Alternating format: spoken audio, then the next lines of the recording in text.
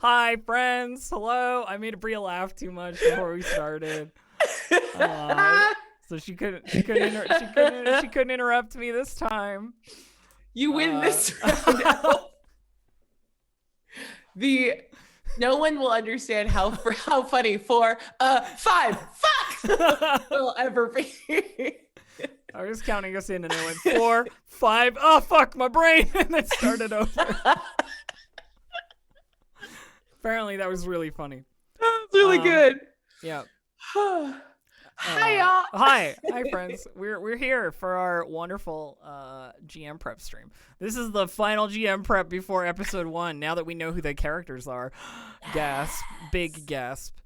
First thing that we're gonna do though is I'm gonna reveal to you the final art for our various locales. Oh my gosh, yes, I'm gonna please. do that by uploading it to Roll20 on various different pages. That's my plan. Tight. You're in this game, right, Aabria? You can just like look at it. Here's the thing. I didn't log into Roll20, but I am watching the stream. Okay. So I'll just see it there, I guess. That also sounds good. At a horrific delay. No, I'll log in. However you want to do it, I'm not mad. Let me just make sure I have it. It's one of those things where I have downloaded these files on. Hold on, we didn't do like the full intro. Do the intro. What intro? What? I don't know. Wait, how you been? What have you been doing the last? No, just be like, weeks? Welcome to Star Wars. I already did that. I said it. Welcome. Wait, did you? Yeah.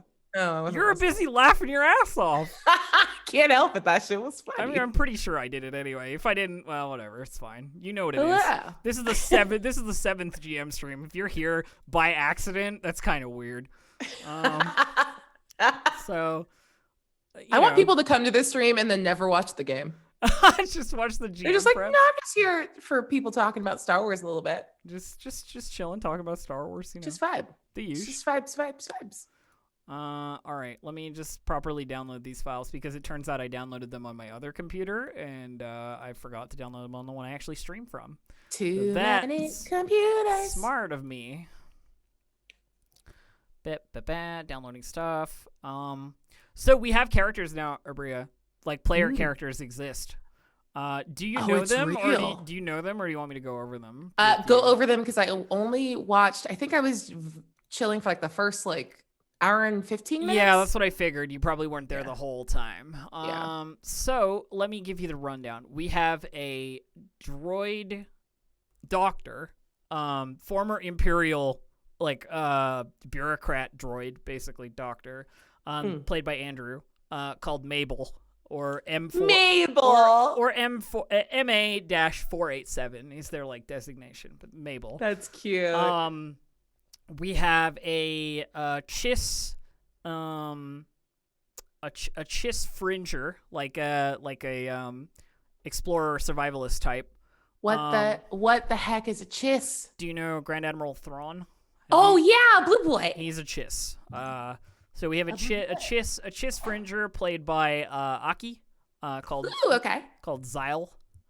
And then we have a Mandalorian bounty hunter, played by a Gadgeteer type bounty hunter, played by Gabe, called Kryno Valis, I believe was the name. Kryno. Tight. And then we have a Mon Calamari outlaw tech. I hate that race so much. Yeah, we have a Mon Calamari outlaw tech played by Dave. Yay, Dave. Called Omni Brogdo. What a good name. Omni Brogdo. Oh, they killed it. I love it. They did kill it. It's true. All right, let's see if I can upload these files. Oh, they are slightly too large. Oh no. Oh no. How do I get around this? That's a good question. All right, we'll come back to that in a second. I'll do some stuff on the back end, and we'll come back to that in a second. Yeah, no worries. Cool. So while we're working on that, so what's Star Wars? Come on, Aabria. Okay, come on. I made that joke in the other stream, and you're like, this isn't the right stream for it, and I figured I'd waited. I've been a very good girl, and now I could make a bad joke. Yeah. Well, Star Wars is a war in the stars. It's very self-explanatory. Oh, okay. Just the one more? Several wars over the course of many hundreds of years, really. You screenshot. Noted. Yeah, Thank you. So I have one of them that's small enough to upload. So and then I'll deal with the other two. This is our image for Madame Harani's House of Pleasures. Oh my God, it's beautiful. Isn't it so comfy looking? It looks so nice and intimate. It's perfect. Isn't that a good time? It's a very good time. That's a good time. Can you put it on the layer that I can see in Roll20? I mean, I'm just looking at it through the stream. You can't see it? No. Oh, right. I haven't moved you. Hang on. Bop. Boop. Ba-doop. Doot. Then we'll put that I'm sorry. I'm making you do so much work right now. Oh, that's wrong. I did that wrong. No, I've moved you to the right layer. You should be able to see it. Can you see it? Narp. I'll just I'm going to reload and it'll be fine. Okay. There we go. Hey. So there you go. Oh, That's it's so good. Madame Harani's House of Pleasures. Oh, It's beautiful. I'm so happy. It's wonderful. I know our cameras are blocking it slightly, but I promise you It's so good. It's a good time. The bar is like well lit with some bottles back there, some drinks on it. We got like this balcony up here. It's super great. It's everything I want it to be, especially like it's so warm toned as a beautiful contrast. And to Vote has world. been this like wonderful like blue purple, so I thought we'd go for like the red pink kind of like indoors. Is this the same artist as the environmental artist? Yes, Delaney Yanuzzi. Yes. Yeah. Yes, indeed. We should have a little chat command. I believe her Twitter is like back up and functional again. Last time I tried to link her, she was on private mode, but I believe she's once again available. So at Delaney Januzzi. Let me see if I can figure out the other two. But okay, so here's the other thing we need to work on today, Aabria. And that is we have to connect some stuff to from the NPCs to the players. Like, because we have a bounty hunter, we probably need something bounty hunter-y for like the setting. And what I'm thinking is we have like one bounty hunter liaison character and then like a kiosk for like available bounties, this like sort of like ATM of bounties. Which is seen in Star Wars a whole bunch. So it should be fine. So we need to write sort of like the local bounty hunter as a thing. Okay. Do we want to make them like a full Mando or just probably not Mando? Because cool. This is like there's no guild here, you know what I mean? It's kind of like this person would be sort of on the like not on the down and out, but on the like lesser end of bounty hunting, if you know what I mean. Like this is the ass end of the galaxy. Okay, I'm gonna like start us off spitballing with a personal request that's a little bit cheeky. Okay. I do think my favorite NPC that you've ever run was Knives Lady. Oh, okay. Can we port our sweet Scrimshaw Knife Lady from I see what you're saying. I see what you're saying. Yeah. So you wanna go for old Knife Lady, and then she's great. Okay. No, I'm that could totally work. I definitely think it could. Yeah, I just like you gave that very like throwaway character so much like internal life, and I just love her like they're gone now. Like just being like the last bounty hunter standing after presumably centuries of working. She's so old. Yeah. Oh man. Anyway, that's my initial pitch, but I'm happy to like work on something else. I actually think that's a pretty good idea as like a through point for sure. Yeah. We can definitely write old Knife Lady into it. You'll excuse my slight distraction because I'm trying to like figure out the images problem. Oh my god, girl, you're golden. In the background. All right, chat. Well, here, I'm going to talk to chat while you work on that. Chat, let's come up with an extra like we need a little sweet spot. There's always got to be like the little vector through which PCs can get on an important NPC's good side. So what's her secret like soft boy button? Like, what is she like that if they figure it out, they can get in this NPC's good graces? So that's your job now. I do like that. Yeah. She's an old Jedi. No, Jedi are so boring. She does like killing. Jedi are so boring. Wow. Okay. Oh, is this where cheese comes in? What if she's a cheese fiend? What if she's just like, she's just very into charcuterie. She came to vote for the mushrooms and cheeses and preserved meats. She loves a good board. I interrupt your ramble to show you the finished Vode art, by the way. Oh my God. It's pretty good. It's pretty damn good. Look at that. It's perfect. Look at the like walking down into the canyon, like where the landing platforms will be and stuff. Like, you know, the little. It's pretty good. It's so pretty. It's so goddamn pretty. It's really, I want to live in this little house. Really, that's my home now. There we go. I thought I was missing some of it. I had some of it off the screen. Isn't that wonderful? I think that'll be a great introduction to like Vode. Especially because like that awning, you can see there's like a big door behind it into the underground, you know what I mean? Like on the ravine side, like hell yeah, a bit of a door in there. It's so good and cute. I want to take a deep breath of fog and never leave that place. Yeah. Yep. You just huff that and then hang. That is what happens. I like the idea that she is soft about a specific type of target. By the way, if we just like rotate back to old lady bounty hunter, like there's a kind of bounty she'll never take. You know what I mean? Or like there's a kind of person she wouldn't ever hunt. You know what I mean? Mm-hmm. And like it would be easy to say like, you know, obviously she doesn't kill kids or whatever, but I'm not going to do that anyway. So that would be silly. But it's like maybe it's a respect for a profession or something, or a respect for a certain, like her, like something she'd be soft about, you know? Yeah. Ooh, I'm getting a weird thing from Twitch. Are you? Sorry, ignore me. This is not an important problem. Don't worry about it. All right. I won't then. It thinks I'm watching on a third party something. Oh, well. Yeah, anyway.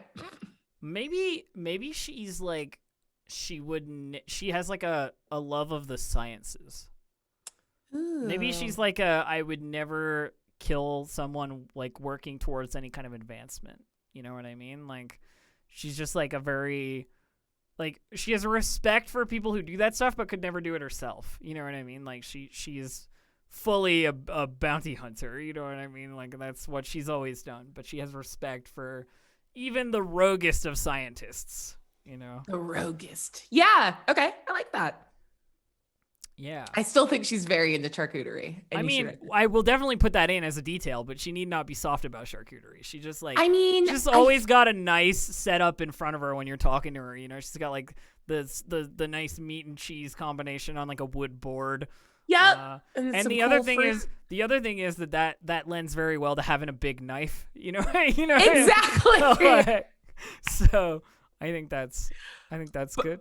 But I like that there's a sideways vector through which if our party, by virtue of their questionable charisma, gets on the wrong side while they're out and about in the world, or need to make a reconnection with her, especially once they're off world, if they like send along some nice like cheese or or like a bottle of wine, knowing that she's into it, that's such a fun little detail of like, okay, well, maybe we can get back. We can get back on her good side. Ooh, I don't know. Yeah, no, I like that a lot. I also think that like my eventual plan is for her, like she's gonna be the person that is gonna interact with Kryno probably like initially, you know, because Kryno's a bounty hunter, so there's gonna be bounty hunter stuff that happens, right? Because we want to tie the world to the characters in that way. And I think she's gonna be the one who interacts with Kryno in particular. and eventually is going to be a person that they have to like compete with for a specific job. You know what I mean? Like, because the nature of bounty hunting is like, if you get there first, you get there first kind of thing. So when Krynos starts being like equitably powerful, you know what I mean? Then we can do the like, well, we're not colleagues, you know what I mean? Like we're competitors kind of thing. Yeah. Oh, that's great. Which I'm looking forward to doing. The other thing that came up is like, do we want another location for this kind of stuff? Like one of the ones that came up in the Discord a lot was like a gym or like some kind of like training area, you know, like a hexagon boxing ring kind of deal. Where we could put a couple of like the more rough and tumble Utico people and like, you know, sort of like lean into that atmosphere of like casual violence a little bit. Yeah, I like that. Because Madame Harani's is like so much like a safe space, you know what I mean? Mm-hmm. I think that might be interesting. So the question then becomes like, who is there? Who, like, what kind of like person do we want to have like running it, sort of thing, like that always comes into play with those things, and that kind of stuff. Other things I want to talk about before we get deeply into anything for that is Xyle's obligation. So our Chiss Fringer's obligation is that they are criminal, escaped from the Chiss ascendancy, which is like the Chiss government. Okay. And the Chiss are like super, super isolationist and like it's like, think North Korea if it wasn't failing. You know what I mean? Okay, like, okay. It's kind of like the Chiss government at this point in the Star Wars timeline. They Interesting. eventually open up to the galaxy, but it's one of those things where they're like, they live in the unknown regions of space. They are not well known to everybody else. You know what I mean? Like, they are isolationist. They are not wanting people to know their secrets. They are heavily self-absorbed, if you know what I mean. Yeah. Okay. Okay. And like so Xyle leaving is a criminal act, like in and of itself. Like you have left. You didn't get our permission to do that. And you're operating completely on your own. That's bad. And so I think their obligation is going to come in the form of like Chiss shadow ops coming after them. But in a way that isn't like, I'm going to kill them, in a way that's like, well, now that you're outside the Chiss ascendancy, you're our operative now, so you have to report to us, kind of thing. And we want to know X, Y, and Z, and that's like what's gonna happen, and I think that's how I'm gonna play that obligation. Okay, I like that. It would be easy to be like, the Chiss government puts out a bounty on their criminal and sends people to kill them. It's like, that's not very interesting, right? Whereas you're already out here, people know you. If we kill you now, there'll be more questions about why you're gone. Yep. So we'll do it this way, kind of thing. Heck yeah. Our dear Mabel's obligation is to a bunch of failing Imperial droids. So it's a family obligation. In that, like, when the Empire left Vode, when they were like pushed out of Vode by the fact that like the Empire was crumbling in general, a bunch of Imperial stuff was left behind. You know, like research and technology and whatever, like, because you're not going to evacuate fully. And one of the things that was left behind are a bunch of droids, because the shitty Empire doesn't think of droids as people, you know, like they're not going to worry about the droids. So there are a bunch of like Imperial specific droids like marooned on Vode, basically, without like the proper Imperial specific stuff to repair them, you know, and all this stuff. And Mabel's kind of taken on the role of like taking care of this like cadre of Imperial droids who are all being like repurposed and who are all like slowly failing, you know. So it's pretty cool.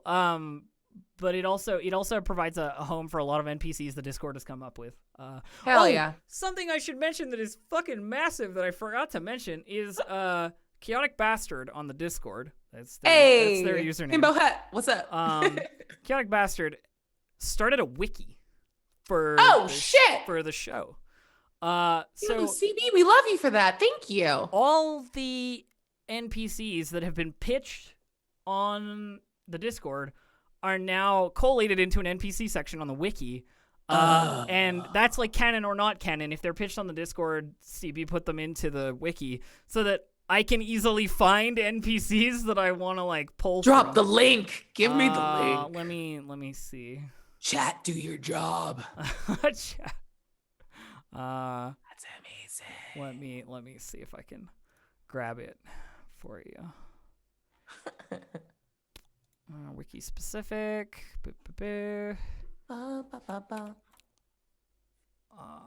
I will put it into chat as well.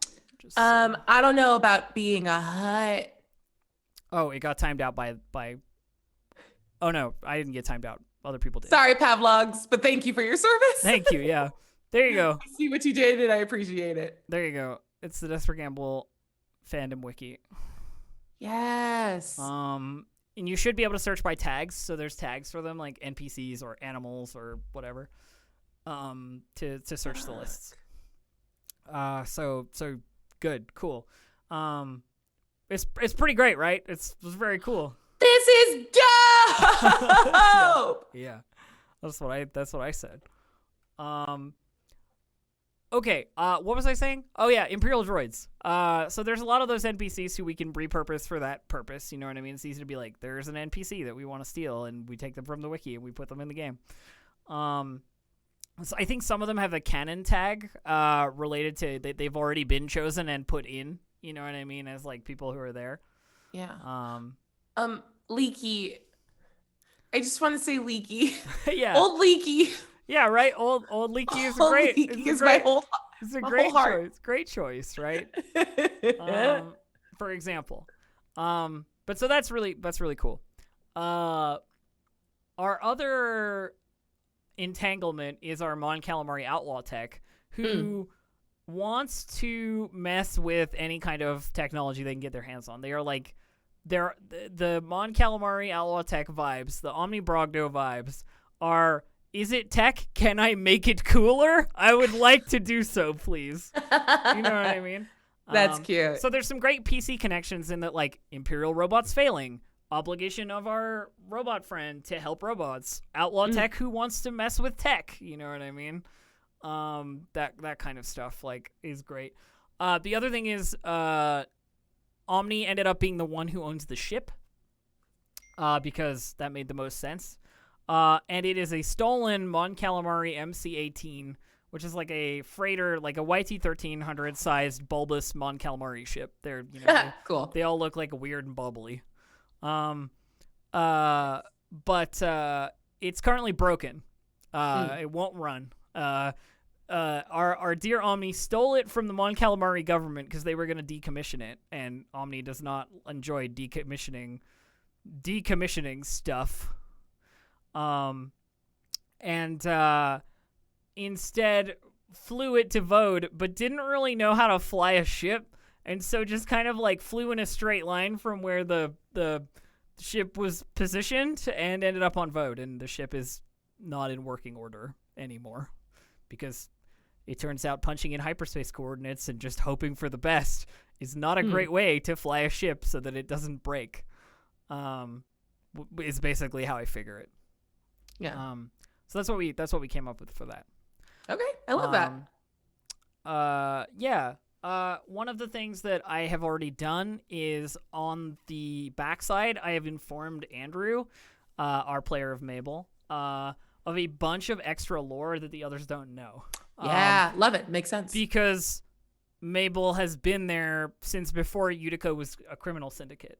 You know what I mean? Like, Utica was a reasonable company when the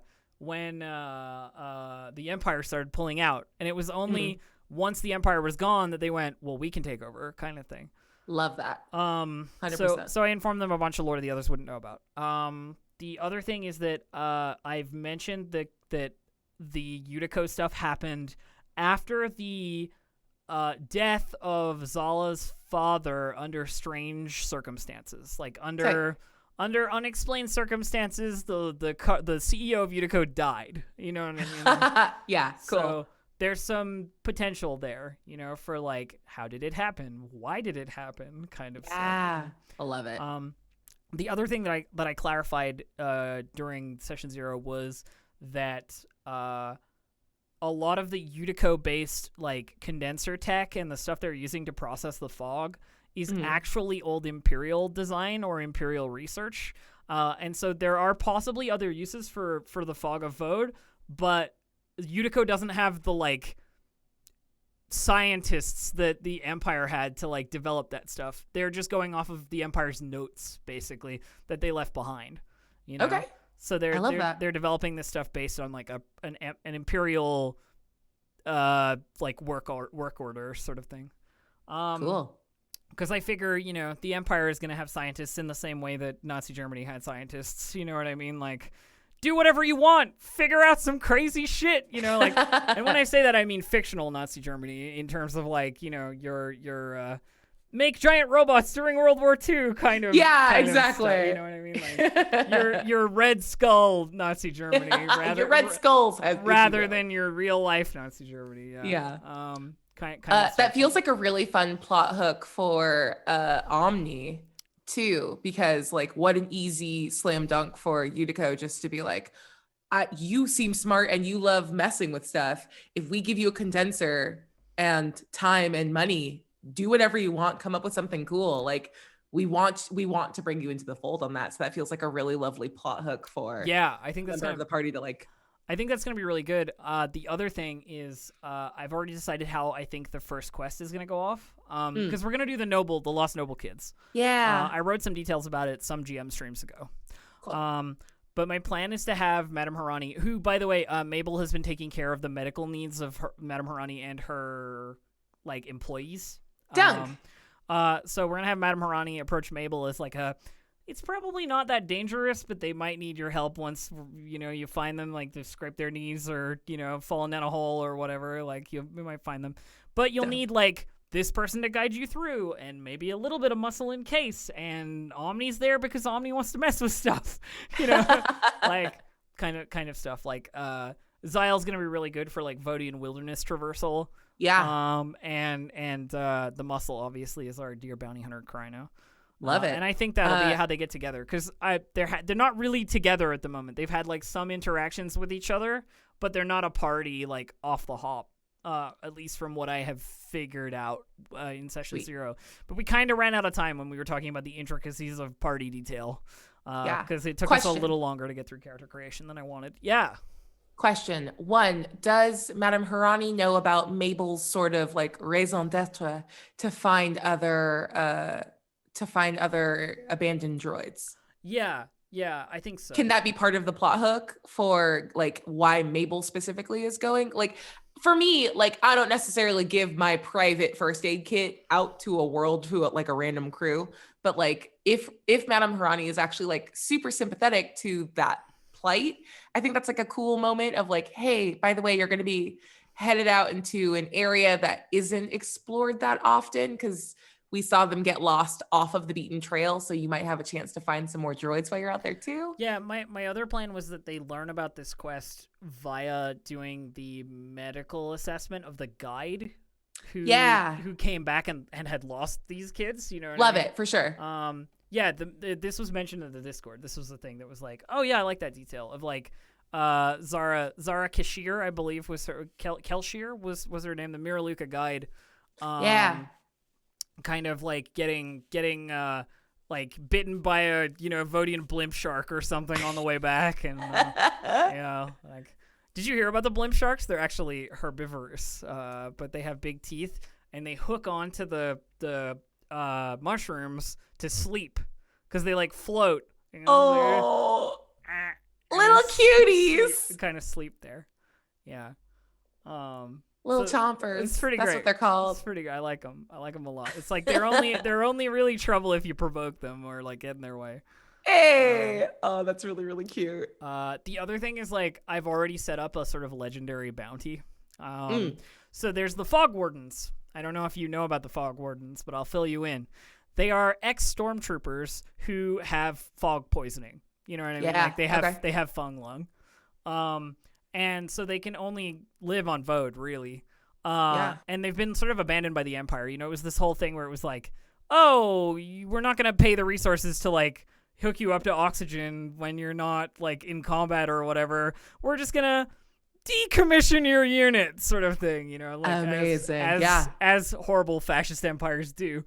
And so they ended up on Vode, and they've become sort of like these nature survivalist badasses. They're like Cool. they're like Vode elves, you know what I mean? Like, but they have kind of like some of the stormtrooper gear still, but it's like colored or like painted.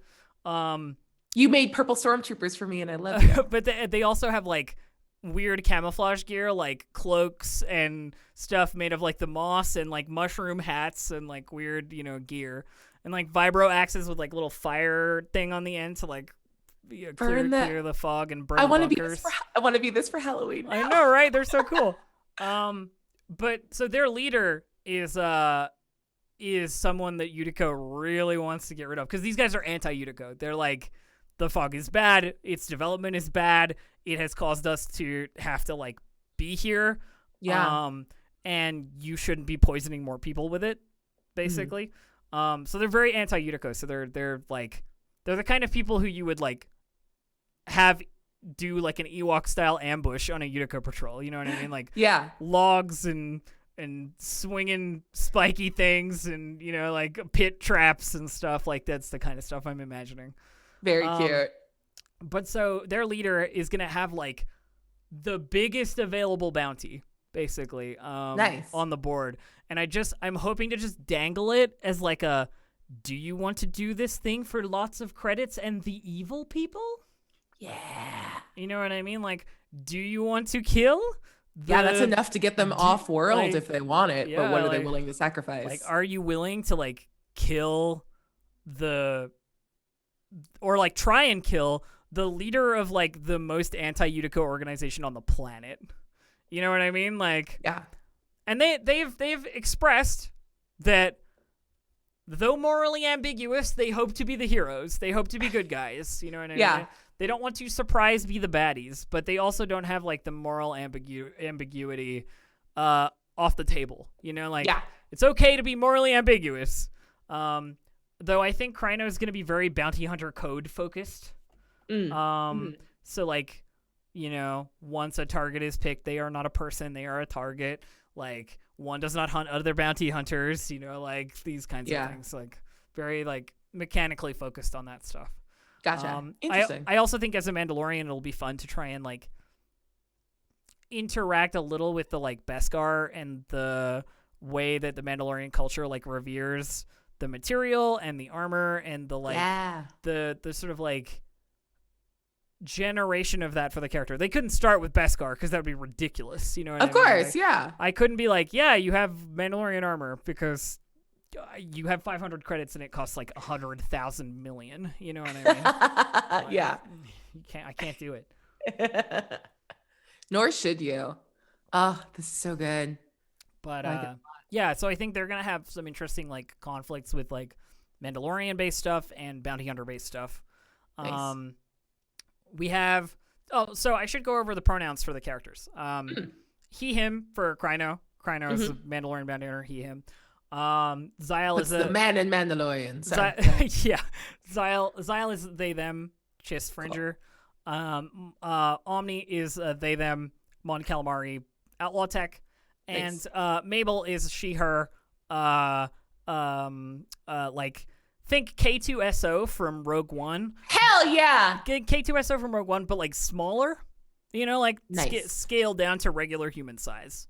And you're in the right track of droid. I love her. During session 0, Andrew said they, them for them, but has since changed to she, her because of like some stuff they'd already said about them being kind of a trans droid, because all droids have that weird like British Imperial voice, you know what I mean? Yeah. And they specifically mentioned that she has like changed hers like through like pitch modulation and like some weird stuff to be like fun. More like female presenting. That's cool. I like that a lot. So I was like, why not just go all the way? Like, you're they, theming it. Why not just like she, her be a trans droid? It's fucking awesome. Yeah, that's dope as shit. And like we talked about it and they were into it. So cool. I like this. I like it a lot. Yeah. I have some thoughts for. Please. How aware is the party of like fog of war? and just I what think fog is and how it works. I think generally, if you've been on Vode for more than a day, you know that the fog is dangerous. You know what I mean? Like fog of What war. about the drug? Fog of war production is something that is probably like not mentioned but known.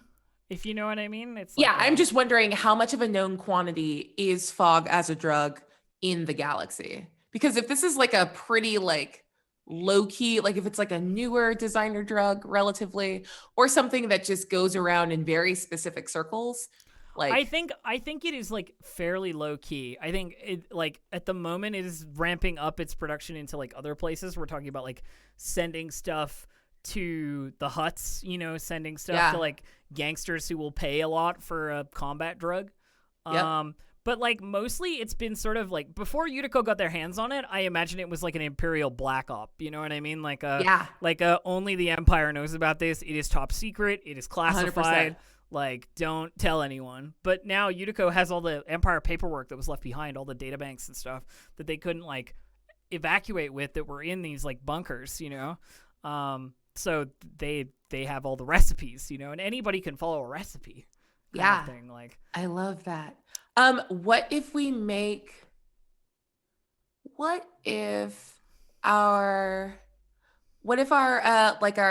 little like boxing gym, our gym fight situation is run by like a former stim trooper that got here, decided they didn't want to be like a weird druid in the woods, and is just has enough money that they can keep themselves in the appropriate amount of fog. We're talking like 45-year-old stormtrooper veteran kind of full himbo, super nice dude that like for a price will allow you to spar. You can like spar with other people there, but if you want to spar with him, it's one price to spar with a former stormtrooper.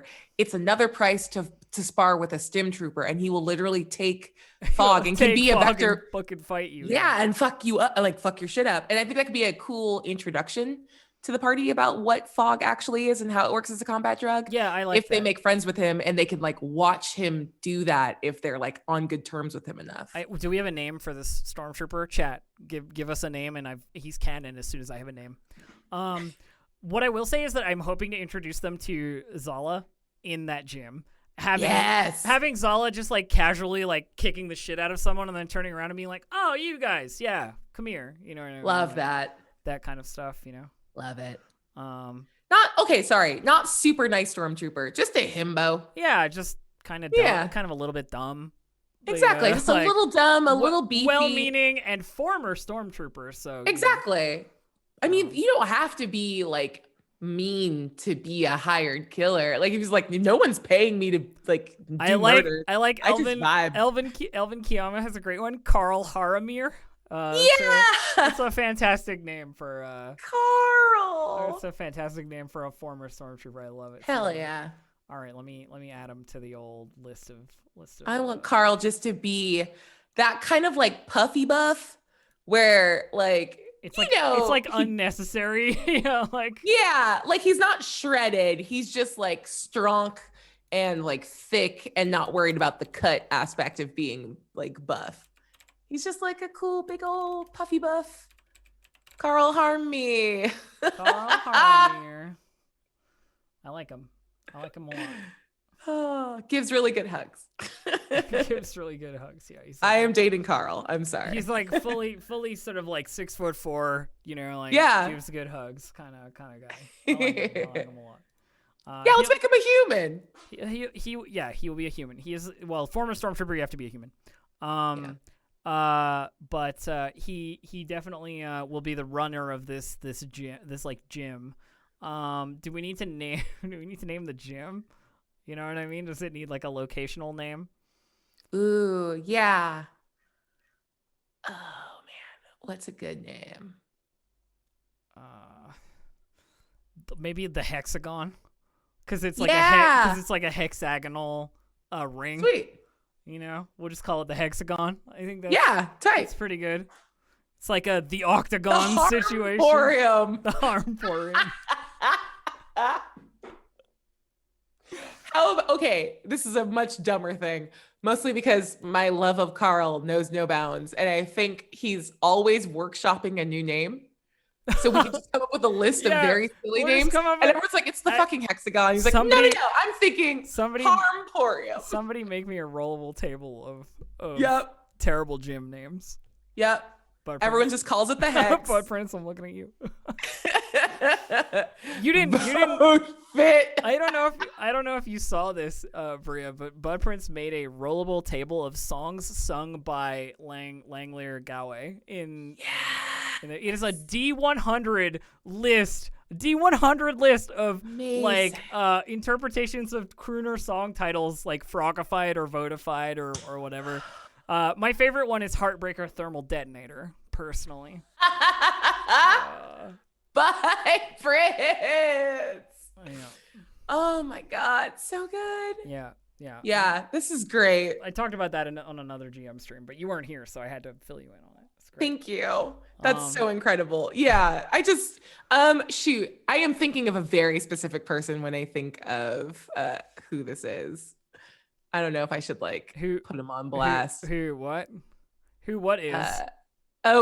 For Carl. Oh, for Carl? Okay. Yeah. There's this absolute cutie in the community named like it's Danny Plays Games on Twitter that I can't think of Carl. them. Yeah, I was like, oh, that's Carl immediately. Okay. I sent you they're in the Discord. I should get me a chat for GM prep. It's super helpful, Reggae Stark. It's very helpful. It's super helpful. I want to do that. Yeah, but Prince, you know what's up. Yeah. The other thing backstory wise that came up for our droid companion Mabel is that I asked like who they worked for when the Empire was like still there, because they're a medical assistant droid, right? Like MA. And we determined that they probably worked for like a ranking member of the Empire who was also a doctor. You know what I mean? So like scientist stuff probably, or like, you know, that kind of branch of the Imperial regime. The kind of doctor who is also a colonel. You know what I mean? Like, Colonel doctor. For some reason. Yeah. So they've had access to some sensitive information in their like time with the Empire. Love it. Not that they necessarily remember it or care to remember it, but it is in the databanks. You know what I mean? That's huge. Yeah. So I thought that was like worth mentioning as like sort of a backstory hook as well. Especially if we start bringing the Empire into it, like more particularly, we can have this guy show up. You know what I mean? In a sort of like dun dun dun. You know, like your former boss who your programming had determined you worked for when you were like, you know, restraining bolted and so forth. Like, how do you feel about that kind of thing? Yes. So one of the elements of the game that the players have really attached to is droids as people rather than the Star Wars like droids as comic relief or droids as like a thing. You know? Which I think is really cool. And something that we're gonna get to play with quite a bit. I love that. I love it so much. So we have Carl, we have the gym. I like that. The other thing we need to come up with is I think we have an NPC written for this already. I'll have to go back through the logs, but like a scrapyard. We need like a place where our outlaw tech can get stuff. You know what I mean? Like what if there's a scrapyard on the moon? Like, because people like stuff doesn't really land on the planet's surface. Since we kind of built that little like, oh, maybe it's like nested in the space station, the orbital station, the button. Yeah. Isn't the button? That. Wait, the button is our weird little like orbiting space station that's like tethered to the planet, right? It's not physically tethered, but it is. Was like, it not? No, I thought there was like an elevator. I don't know no, why. No, my brain you mentioned that. Hella remembered it. I think you mentioned that at one point, and I just went like, cool. And then didn't. Cool, really, perfect. Like I think I read that from chat, and I don't remember. It was like that's an idea, and then I just didn't go back to it because you could just zip line down from space, you know, like you do. Okay, that's not what I want to do. It's a space station separate. Yeah. Okay, so scrapyard on the button.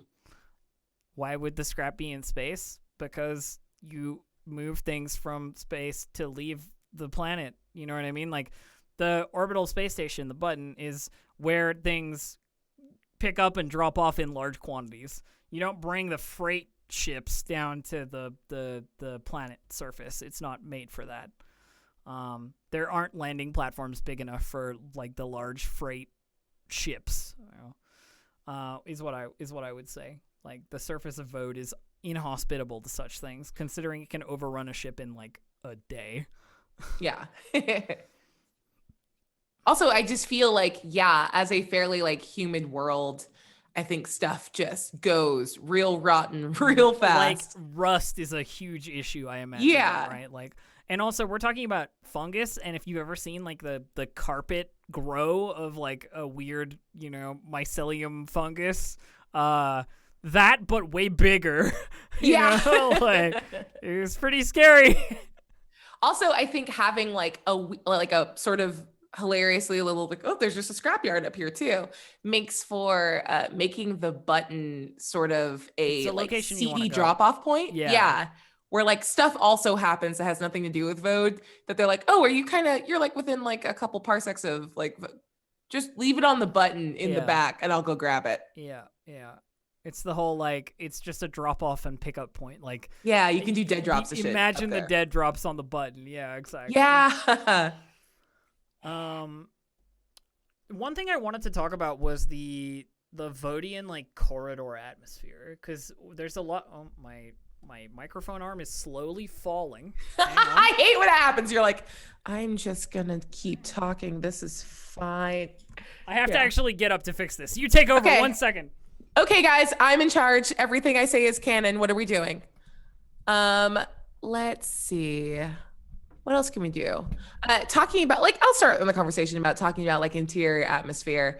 I think there's always like a ton of value in letting characters experience different environments, especially if we have like an indoor outdoor thing. So if outdoors is cold and damp, then maybe they have over-indexed for like a warm, dry heat inside the corridors. Yeah. And that's also kind of like hot enough to keep like, in the event that some of these fungi like have like kind of breached in, maybe they're like super temperature intolerant.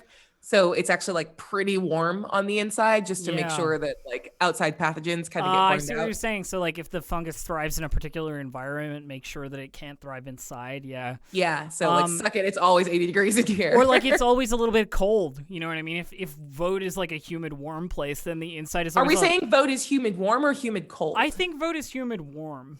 Okay, cool. Then let's go cold. So if we do the corridors are like well air conditioned, you know what I mean? Yeah, perfect. The thing that I mainly wanted to like try and get a read on is like who built it, you know what I mean? Like the actual underground, like who built it, and therefore like what kind of architecture. Because I've mentioned like an Imperial history, and we've seen like Imperial starships are like gray or white corridors with like proper blast doors and like, you know, like a nice setup, kind of clean and well maintained and what have you. But then it's like, if these are industrial building corridors, like, is it dirty? You know what I mean? Like, is it like how well presented it once you get inside? Because Vode outside is dangerous and dirty and like super hostile. You know what I mean? So like the interior, my imagination goes to like sort of a little bit dingy. You know what I mean? But I'm not sure that reads well. You know what I mean? Or if I'm just like taking the things from the sort of like that I've already seen and like trying to put them into, you know, context. Just sort of spitballing an origin story for like Vode and Yutiko's involvement. I like this idea that like the original outposts were all like Empire. So like the sort of basic underground, like crappy, obnoxious structure was there. When they realized up top that there wasn't necessarily like much they could do with it, because they were like, oh, we can't do anything on this planet. Like, let's just get rid of it. Like maybe Yutiko came in and was like, oh, we'll buy like these structures from you and like settle in because we love these fungi. Yeah. And then around that time, the Empire's like, okay, we're leaving. We're going. And like kind of, yeah. So all of that was sort of like taken over. It's like former brutalist architecture taken over by a company that sells luxury goods. Yeah. So I think that like it's sort of it's gussied up imperial stuff. Like Yeah, I like the idea that it's actually like really clean and actually nice. sort of nice. Yeah. Yeah. No, I like that, and I would like to take that and then add something that's been said from chat, like, the fact that the fungus could grow behind the walls would be really, really bad. So like maybe the access panels are like open, or the corridor is draped. You know what I mean? In like an easily movable like cloth drape or something. You know what I mean? To sort of love that. Makes it feel like a little cozier, a little kind of like blanket fort-y in a weird way. In a weird way. I think luxury blanket fort is awesome. I think we made a lot of jokes earlier about like the little like mouse cleaning droids. What if I definitely think we need some of those, because we've talked about former Imperial droids getting repurposed for different tasks. Because what if there are tons of droids that are repurposed to cleaning, because it's so important to keep this clean, both to make sure that like the like environment doesn't get in, but also like if there are like fancy buyers that come down to like make, you know, the side, like the business front transactions for luxury goods, that you have to like show them a good time.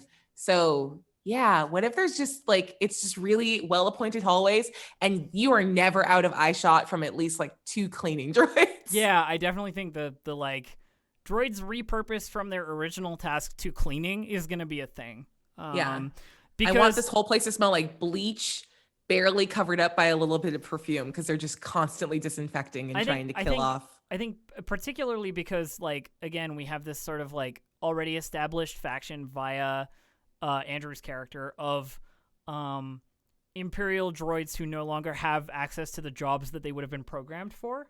Yeah. If you know what I mean. Like, mouse droids don't have any stormtroopers to lead around, so using their locational data to clean, you know, kind of works. Yeah. Like, protocol, like this, you know, particular Imperial bureaucrat droid doesn't necessarily have anything to do, so they have hands, give them a broom, you know what I mean? Yeah. Like, that kind of stuff. Like, they're trying to give them jobs, but it's not the jobs they're designed for, if you know what I mean.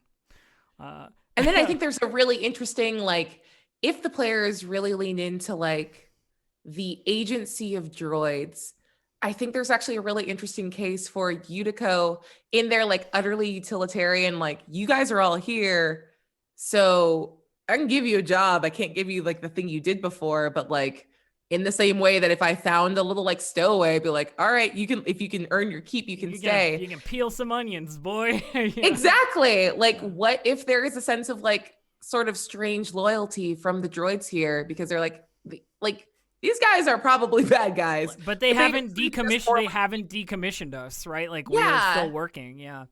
They've simply asked what they would ask any like sentient creature to do. Yeah, I think there's a certain equity to that for sure. And what we should do is make sure that we have some cleaning sentience as well. You know what I mean? Like, in the cadre of like, there are a lot of droids, but occasionally you see like, you know, an Ithorian with a rag and a mask, like cleaning the wall or something. Yeah, kind of stuff.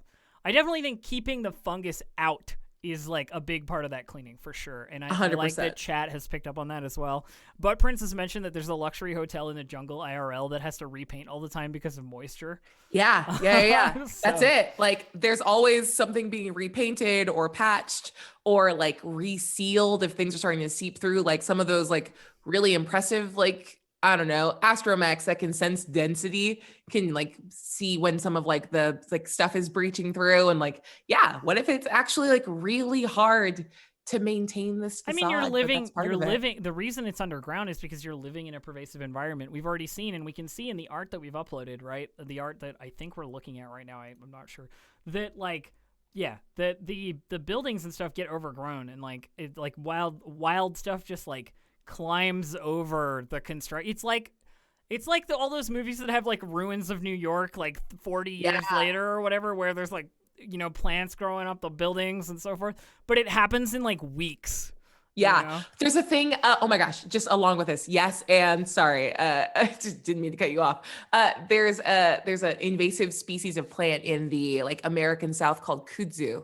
Takes over. Yeah. It's that where you just see that within like 6 months, an entire like small settlement is just taken over by grain. Yeah. It is psychotic. Well, and it's I imagine one of the big things, and we wrote this into one of the mods, the quests that like we've already written, is that there's a group of wildcat like fog makers. They're like moonshining the fog. You know what I mean? Yeah. So it's not going to be as good, and it's more dangerous. And Utico obviously doesn't want competition either way. So they're like, go take care of these violent gangsters who are trying to steal our valuables. You know what I mean? But that group of wildcats can't leave because the ship that they landed in has been overgrown by the fog. And like the introduction to the scene is this big Trandoshan with a flamethrower just trying to like clear the fucking like wild growth off the ship so they can leave. That's amazing. That kind of stuff, Yeah, that's great. God, what a good. Oh, that's just such a good visual. It's very fun. Well, and the other thing is it presents a certain threat as well. So it's like, do you talk to the big Trandoshan with the flamethrower? Yeah. Are they chill? Are they cool, or are they violent mercenaries like you were told? Why not both? Yeah, Fogshine. I definitely think It's called smog. Decontamination is part of like the coming in and out process. There's probably like a room where you get like sprayed down. You know what I mean? And one of those like. It looks like just like white smoke or whatever, but it it cleans like organic material off your clothing or what have you. With, like fungi specific stuff. Just because like force field that burns it off is cool, but it's not as setting cool. You know what I mean? Yeah, I prefer to have like a decontamination zone. Ooh, and I like that like there can be a sort of preliminary understanding before you walk into a new environment, like how baseline and sort of like matter of fact the decontamination lets you know like the status of where you're about to go. Like Madame Hirani's is probably really nice and smells like fucking roses. Like you walk in and you're surrounded by like a swirl of perfume before you walk in. And then if you're going into like a very like base place, you just get like blasted in 5 directions with baby powders. Cool, thanks. Fungicide spritz. Yeah, because like when you think about it, if you go outside and your clothes get like, mushroom spores on them or whatever, like if this stuff is as invasive as we're talking, like if you don't get sprayed down and you put that jacket like on the bed or on the ground or whatever, it'll be moldy by the time you like go to pick it up again, sort of thing. Like, and that's bad for like a environment sort of self-contained underground. Yeah. Which, I think decontamination definitely needs to be, like, part of the process. I love this because it's just, like, we're just filling in small details I can use to narrate to the players, like, at this point. I'm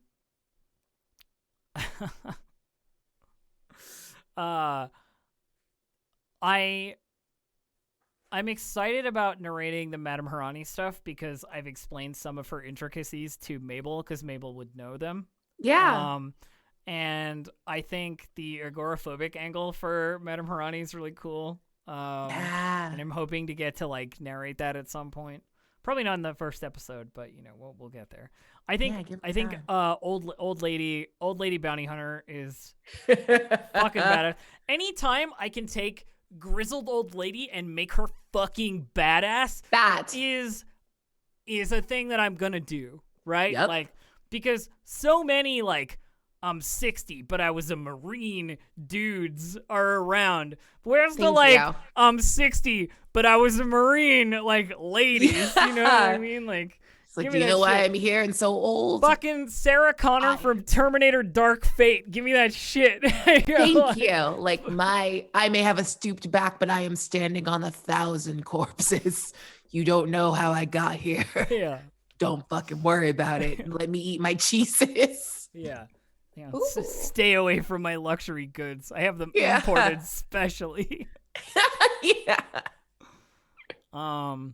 That kind of stuff. I really like that. So I definitely think old lady bounty hunter like associate is gonna. Can we make her not imperially aligned? No, not imperially aligned at all. She's a hut space Black Sun like criminal aligned bounty hunter, like most of the time. You know what I mean? Dunk. She gets her bounties payable to the Hutts a lot of the time. Sort of. Yeah. She hunts down the Han Solos of the galaxy.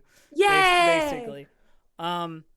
Let's workshop that a little more specifically because I'd love to add her name to my group of NPCs. Yes. She needs a name, and also I'd love to know what her like weapon of choice is. Yeah. There's no universe in which I stop arguing for having Shaw as part of her name as a like tiny shout out to the lady in Rhyme being a Scrimshaw lady. Yeah. Shaw is the great last name. We will use it as her last name. So we need a first name that goes with Morgabord. I mean, they slipped a cheese pun into the leader of the Fog Wardens. The leader of the Fog Wardens is named Panna Cotta.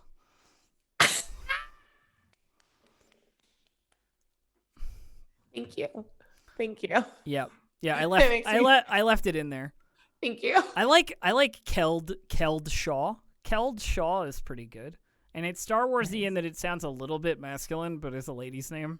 If you know what I mean? Like, because Star Wars does weird names all the time.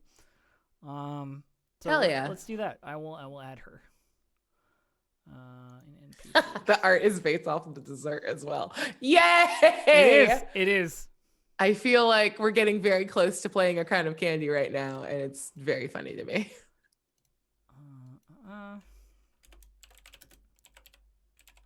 But Prince, your art is so good. Keld Shaw. Shaw. So what's her weapon of choice as a bounty hunter? Like what's the like gear? And I would say disruptor, but no disintegrations. You know, it's like kind of the rule. What if she's like, I don't give a like I disintegrate all the time. Like, what if she's why? What if she's why? Like in my secret headcanon that lives only in this she room. worked for Darth Vader once, and Darth Vader was like, "What the fuck is this?" Yeah, like she just showed up with a charcuterie plate of various ashes. Like, here you go. This is everyone you asked for. And he's like, God damn it. What am I going to do with this? Him leaning into his line of bounty hunters being like, no disintegrations. There's just like a brief flashback to like this lady. Just going off. Oh, I need this now. Please, please, please. Please, right, it's so funny. We will give her a disruptor, certainly. Yay! But we'll definitely add stuff like poison or like knives, you know what I mean? Like the typical stuff. But I'm imagining her just having this like custom like disruptor pistol or something, you know, like that she's used a couple of times. I'm obsessed with her just like working one time for Darth Vader. And him being so disappointed. I would note that if there is a dead or alive option, she always picks dead. Yeah, why wouldn't you? Because transporting people alive is stupid. It's so hard, and you have to like what? I have to like walk all of those coffee tables into my thing. Like carbonite is for cowards. I'm making dust. I will give you a Ziploc bag. I will put it in a jar. I will put it in a jar, and I will give you their glove. Yeah, exactly. End transaction. Please pay me now. I love her. Keld is the best. She's like, I don't care for keeping things complicated. Why bother with alive when you can just carry a trophy back? Yeah. I'm not going to prod someone in the back with, you know, a knife while they walk ahead of me tied up in rope. You know how difficult that is? I tried it once, never again. Yeah. Oh, that's really good. Oh, man. Okay, someone said the urn, but what if her name is Sandstorm? Because all she does is just blow dust everywhere.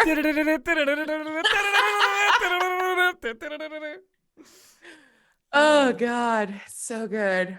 I think that could be a good point of contention, yeah, with Krino as well, because Krino might have a different idea of, like, honor-based bounty hunting, right? Whereas Keld is a Hutt bounty hunter, you know what I mean? Like, hunts bounties for, like, the criminal scum of the galaxy, and doesn't give a living shit about the code at all. Yeah. You know, like, there are rules, but if no one sees you break the rules, then who fucking cares? Yeah. Were there rules if no one was able to clock that they were absolutely broken? Yeah. I don't think so. Yeah, if I fucking broke the rules, then who cares? Oh, that other bounty hunter was after my bounty? I should have ceded it to him? Fuck that. Yeah. Oh, no. A bounty hunter died in the line of... Happens anyway. all the time. You hate to see it. Goes over and just blows the dust away. Not my problem anymore. Bye. I broke the rules. Prove it. Good luck rescinding my guild card. Oh, man. She's just the baddest. Keld is great. All right, good. We have a bounty hunter NPC because we're going to need him. Yeah. Excuse me, chat. I need a fan fiction for Keld, please. Thank you. Oh, you mean the about the Darth Vader incident? That's the one you want? Okay, just so you were clear. Yes. Please give me that Vader flashback.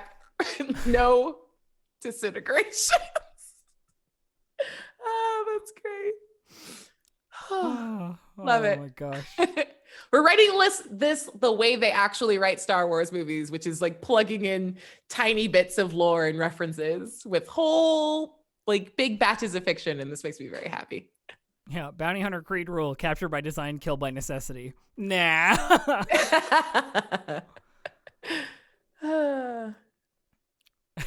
Kelly sneezed once, and from then on, her got her marks mixed up, and from then on, individual baggies only. Yeah, when you read the DNA scan on the ashes, you know, like, you got to make sure it's the right one. That's great.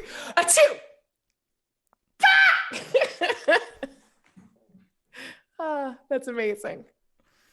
That's so good. Geld frowned at the back of an Onyx Black helmet, waving custom blaster pistol towards him, lazy to saying, "Hey, I'm talking to you."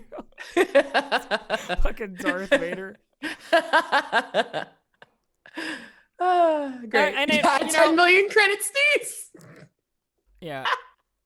It's one of those things, like, where I think it's good that we have this backstory of her being kind of a badass, but she also, like, has ended up on Vode where there's, like, kind of nothing going on except for Yutiko, and I think that's in observance of the fact that Yutiko is growing. You know what I mean? It's like, they are putting out valuable bounties, and I want a piece, you know? Kind of situation. Though Yutiko is paying in Yutiko's script, so it's only useful here, you know? There are going to be some instances where I have people, like, offer them Imperial credits or whatever, and they can keep track of that separately if they want to, as, like, when you get off world, it might be more useful. Yeah. Dunk. Yeah, I like this idea that, like, Keld, sorry, we're all obsessed with Keld now. We're just going to do this. No, I love it. All I need from today's session is a little bit of obsession about some stuff that I can put towards the characters to be obsessed about too. You know what I mean? Like, that's really what I need. Because, like, episode 1 is going to be introductory. Very, like, you're meeting these people for the first time sort of thing. Like, you're being introduced to this environment. You would know this person. You would know that person. Yeah. And interact with them as you like. I mean, I'm going to give them the bar scene where it's like, there are X people at X table and Y people at Y table and Y people lurking in the back and Drizzt Do'Urden is hiding over there. You know what I mean? kind of thing. And then, like, let them interact with it as they like. And then eventually interrupt with the Madame Harani, like, you know, Kelshir walks in injured, like limping or whatever, and then Mabel can do the medical stuff and stuff. That's my kind of plan. Nice. I like the idea we hired her for years, then she started going crazier. I just don't want Shaw to be out of commission for some reason. No. Like, I like this idea that the Yutiko's gravity is sort of increasing and pulling the kind of people around them that, like, the Hutts had before. And maybe that's something that they clock over time. I mean, that, like, I definitely think it's one of those things that's like, the shrewd individual can see that it's like if you're a shrewd investor or whatever, you can see that the star is rising here, and that if you're part of it now, you'll make more money than if you're part of it later. Sort of exactly. Yeah. It's like startup culture of, like, trying to be first 10. It's great. Employees. Exactly. It's ground floor shit, you know, which I think is interesting because you'll end up with, like, shrewd characters who want to be involved in a certain way, and like trying to see if the PCs will be those characters is another thing. Yeah. Because they're there. They're an available resource that Yutiko will tap if they look like they're going to be helpful. You know what I mean? And our second quest is basically like a bounty hunt for Zala. You know? Like, I'm going to have her be like, I've got some thorn in my side individuals who are like holed up in a burn bunker killing my employees. You know, like, could you go mess them up?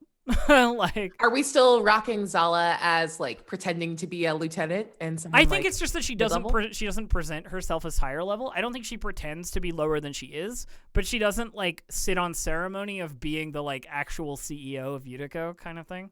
What if she is directly asked by the party? That's a good question. I think she'd probably brush it off initially.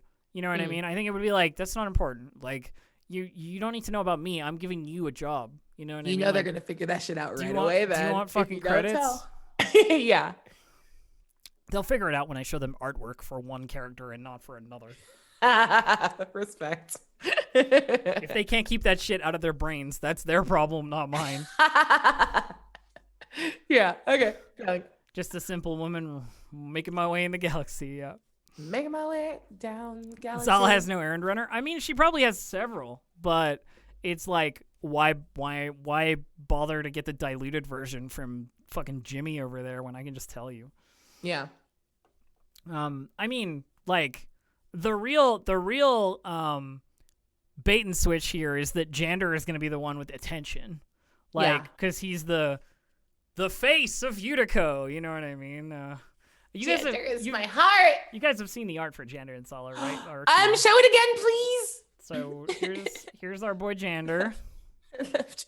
Jander Vix. This is when Aabria gets to co-GM. This is the maybe you and me will do some like pre-recorded Jander Zala dialogue occasionally. I think that would be fun. So this is Jander, and then Zala Rax here. Look at my handsome boy, who is so badass looking. The coat is just fucking awesome. Look at my lady. Yes. Hell yes. And they're both like in their 50s sort of thing. They're so good. They're so good. Which I think is awesome. Were these by Flying Scurious? Yeah, they were. They were indeed. Nice. They were indeed by Flying Scurious. Yes, Jander Zala dialogue. Yeah, once we've got a couple of sessions of player stuff, we can have like a board meeting. You know what I mean? Yes. And maybe if we want to, we'll do a Discord thing where we get like a couple of Discord members to roll up like expendable board members. Yes. I think that might be fun. If we do it in text RP, you know what I mean? It could be a good interactive thing. Just like an hour of text RP, you know, or something like that. Just to get Rekka, what a good question that we will not answer because it's more interesting. Any to children leave that for open. the parent? What a good question. Yeah. What a good question. Don't know yet. Anyway. Don't know yet. Not sure. There is some question marks as to whether Zala killed her dad for the company. Like you do. I feel like it was one of those, like, on an out-of-character level, I feel like it's one of those things where it's like the dad did not see the purpose in becoming a criminal organization and, like, exploiting these imperial records that they found, whereas Zala was like, this is our motherfucking chance, you idiot. Like... Yep. Step aside or I will, like, yeah. Your Funglewood business is nothing compared to this. Yeah. 100%. Yeah. Heck yeah. I still hope the idea that just Jander met Zala when her mother sent him to get her out of Spaceport's jail cell is the new legal intern. Like, that's really cute. The first time they meet is Jander bailing Zala out of jail. They will adopt Omni Brogbo. Yeah. Hello, we're your dad now. Weird Mon Calamari. Oh god, that's amazing. Yeah. Okay, so we've got Keld, we've got Carl, we've got like the gym, which we've got a scrap yard on the button, which would be interesting to be like, Dave will be like, is there any scrap anywhere? It's like, you know that there's a scrapyard and like a reclaiming facility on the space station, but your ship doesn't work. Yeah. It's like, do you want to get a shuttle up there? You can like charter one. Like I'm sure there are like atmospheric shuttles that could get there. Oh, I also super like the idea that like an extremely spicy thing that they could do at some point is if they leave some sort of like detector up on the button, they could reasonably like intercept some like dead drop, get something high value, and then run away. Like there's so many dumb things they can do with like a cool little junk. We also have some great rollable tables for the Vodian jungle. Some folks in the Discord. I'm not sure exactly who. I gotta look to make sure that I know who exactly. Because I want to credit the people who do these things for us, obviously.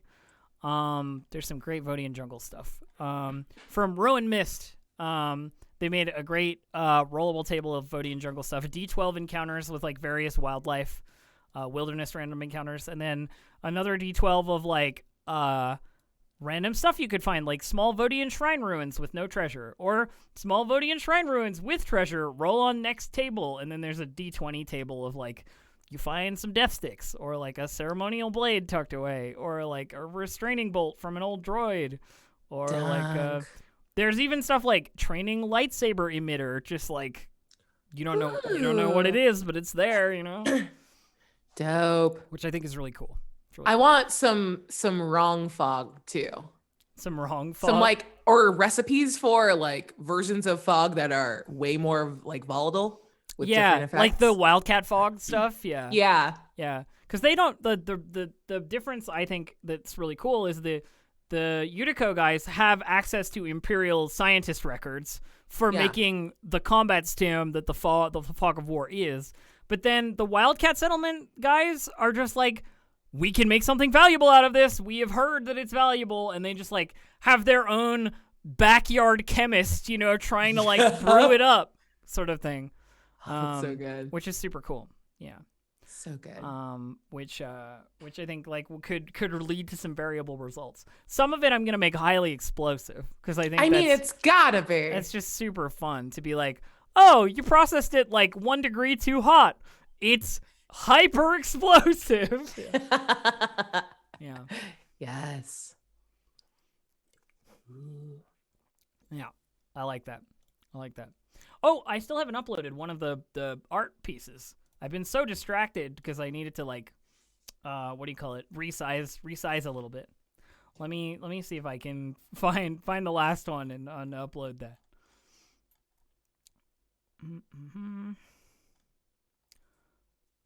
I can't remember what the title of it is, so I have to like go and look at what it is. Okay, it's ruins.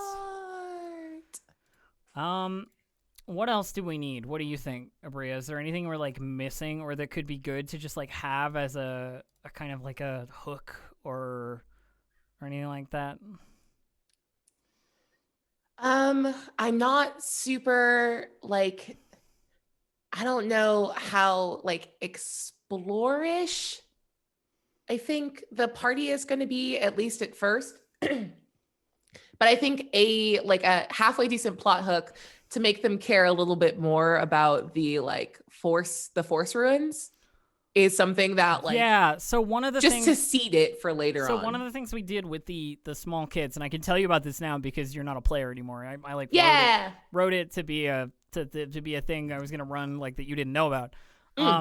But one of the kids is going to be like force sensitive, and the reason they got lost is because the kid was like feeling something from the ruins.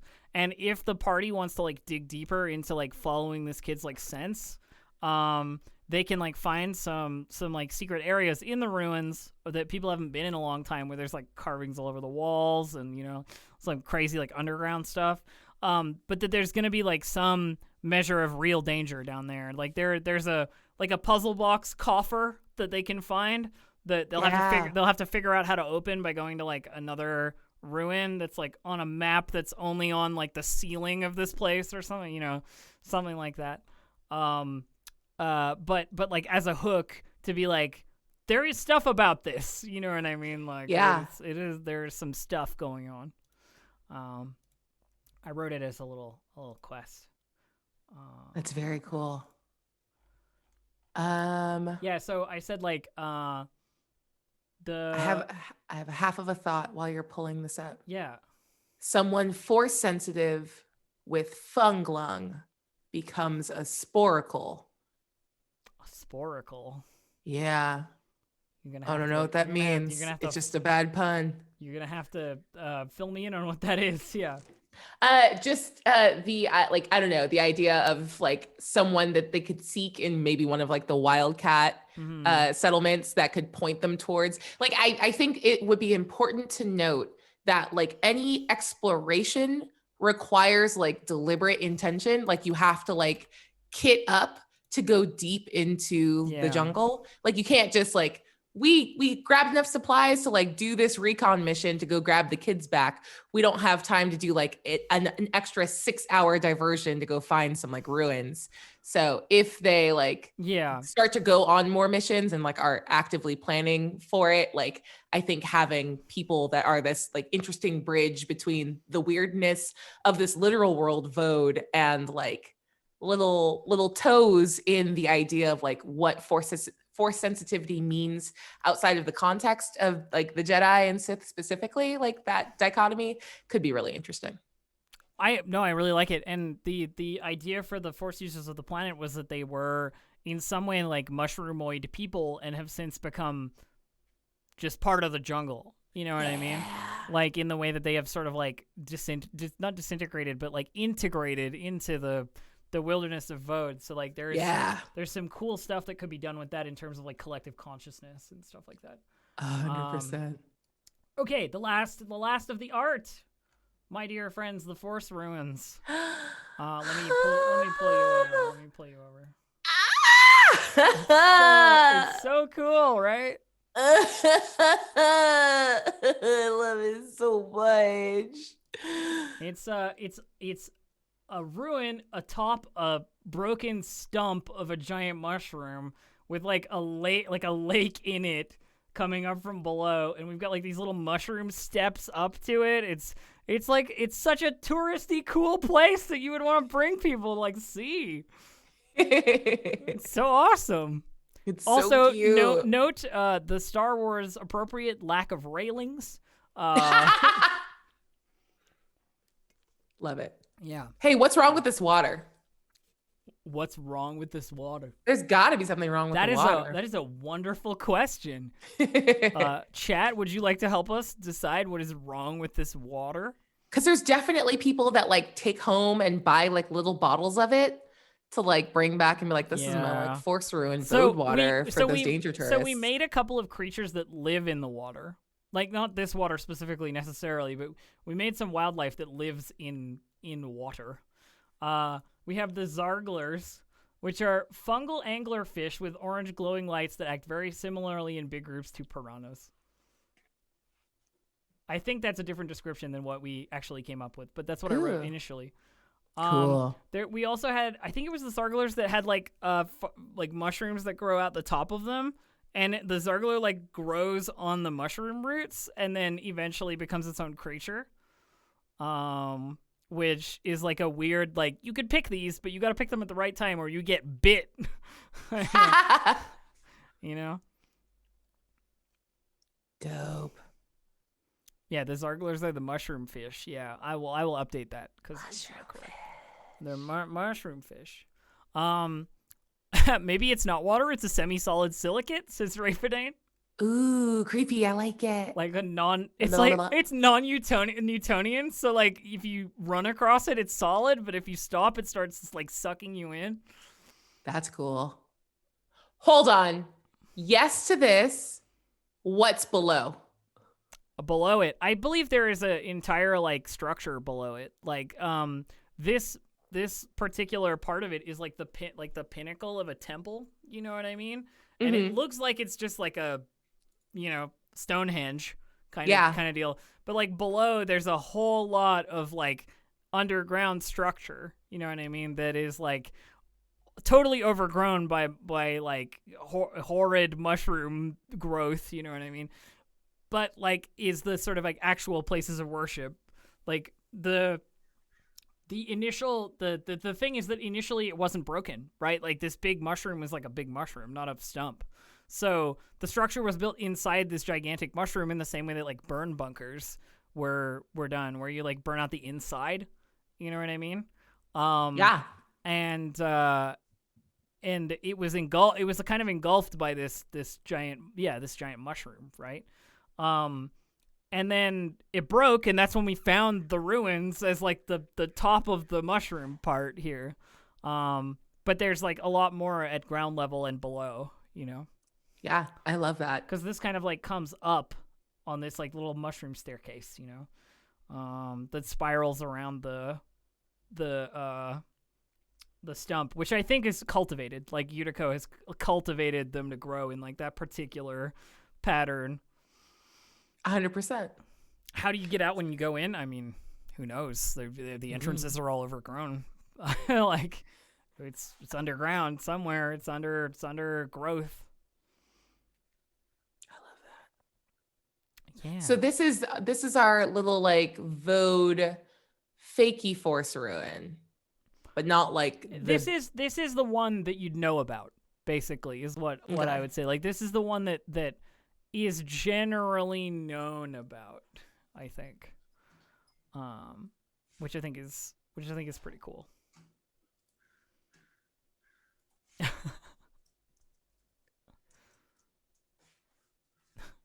Hearts.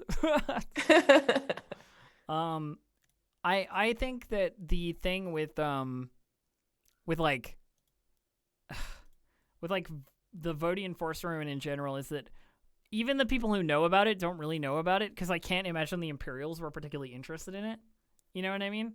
Like, I can't imagine them being, oh, well, maybe if we get into the, like, Red Skull style science magic. Okay, that was exactly what I was about to say. I'm Right. like, oh, there's always such a, like, weird occult streak in our, like, fantasy Nazis. That's true. And I guess Darth Vader is, like, the major, like, the Force is real, you know, like, kind of guy. 100%. But what if like these force runes are just the prettiest and most easily accessible ones? So they were like the simplest to like commercialize, but by no means like the strongest or most interesting ones there. Definitely they are not the strongest or most interesting. They are just like the easiest to access, quote unquote. I definitely think there are like remnants of temples, like actual buildings, and stuff that has like inscriptions that could be interpreted if you had the right like knowledge skills from the previous like force using culture. These are the tourist trap ruins, but they're beautiful. They're very pretty. Yeah. And there's probably something to do with them. I think I want to have there to be something to do with them if you know stuff from the other ruins. You know what I mean? Yeah. Like, there's some kind of like secret phrase or some kind of like gesture or like a series of movements, you know, that like unlocks something here, you know, because that's like the good mystical force shit. Heck yeah, let's go full national treasure. And like if they get super into it, they can go on a full pulpy, like gather all the clues. Oh yeah.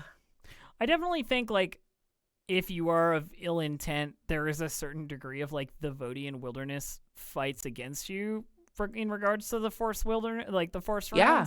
So like people who are greedy and people who are evil by definition, like are pushed away by the fact that like the mushroom people don't exist anymore. They are part of the Vodian wilderness, but like Force ghosts are a thing. Like the spirit lives on, you know, like and if they can influence the fungal jungle to stop you, like they will, you know, like only if you are a person that they want to find stuff, will you have an easy time finding stuff. Yeah. Oh man, we got to make a cool poem.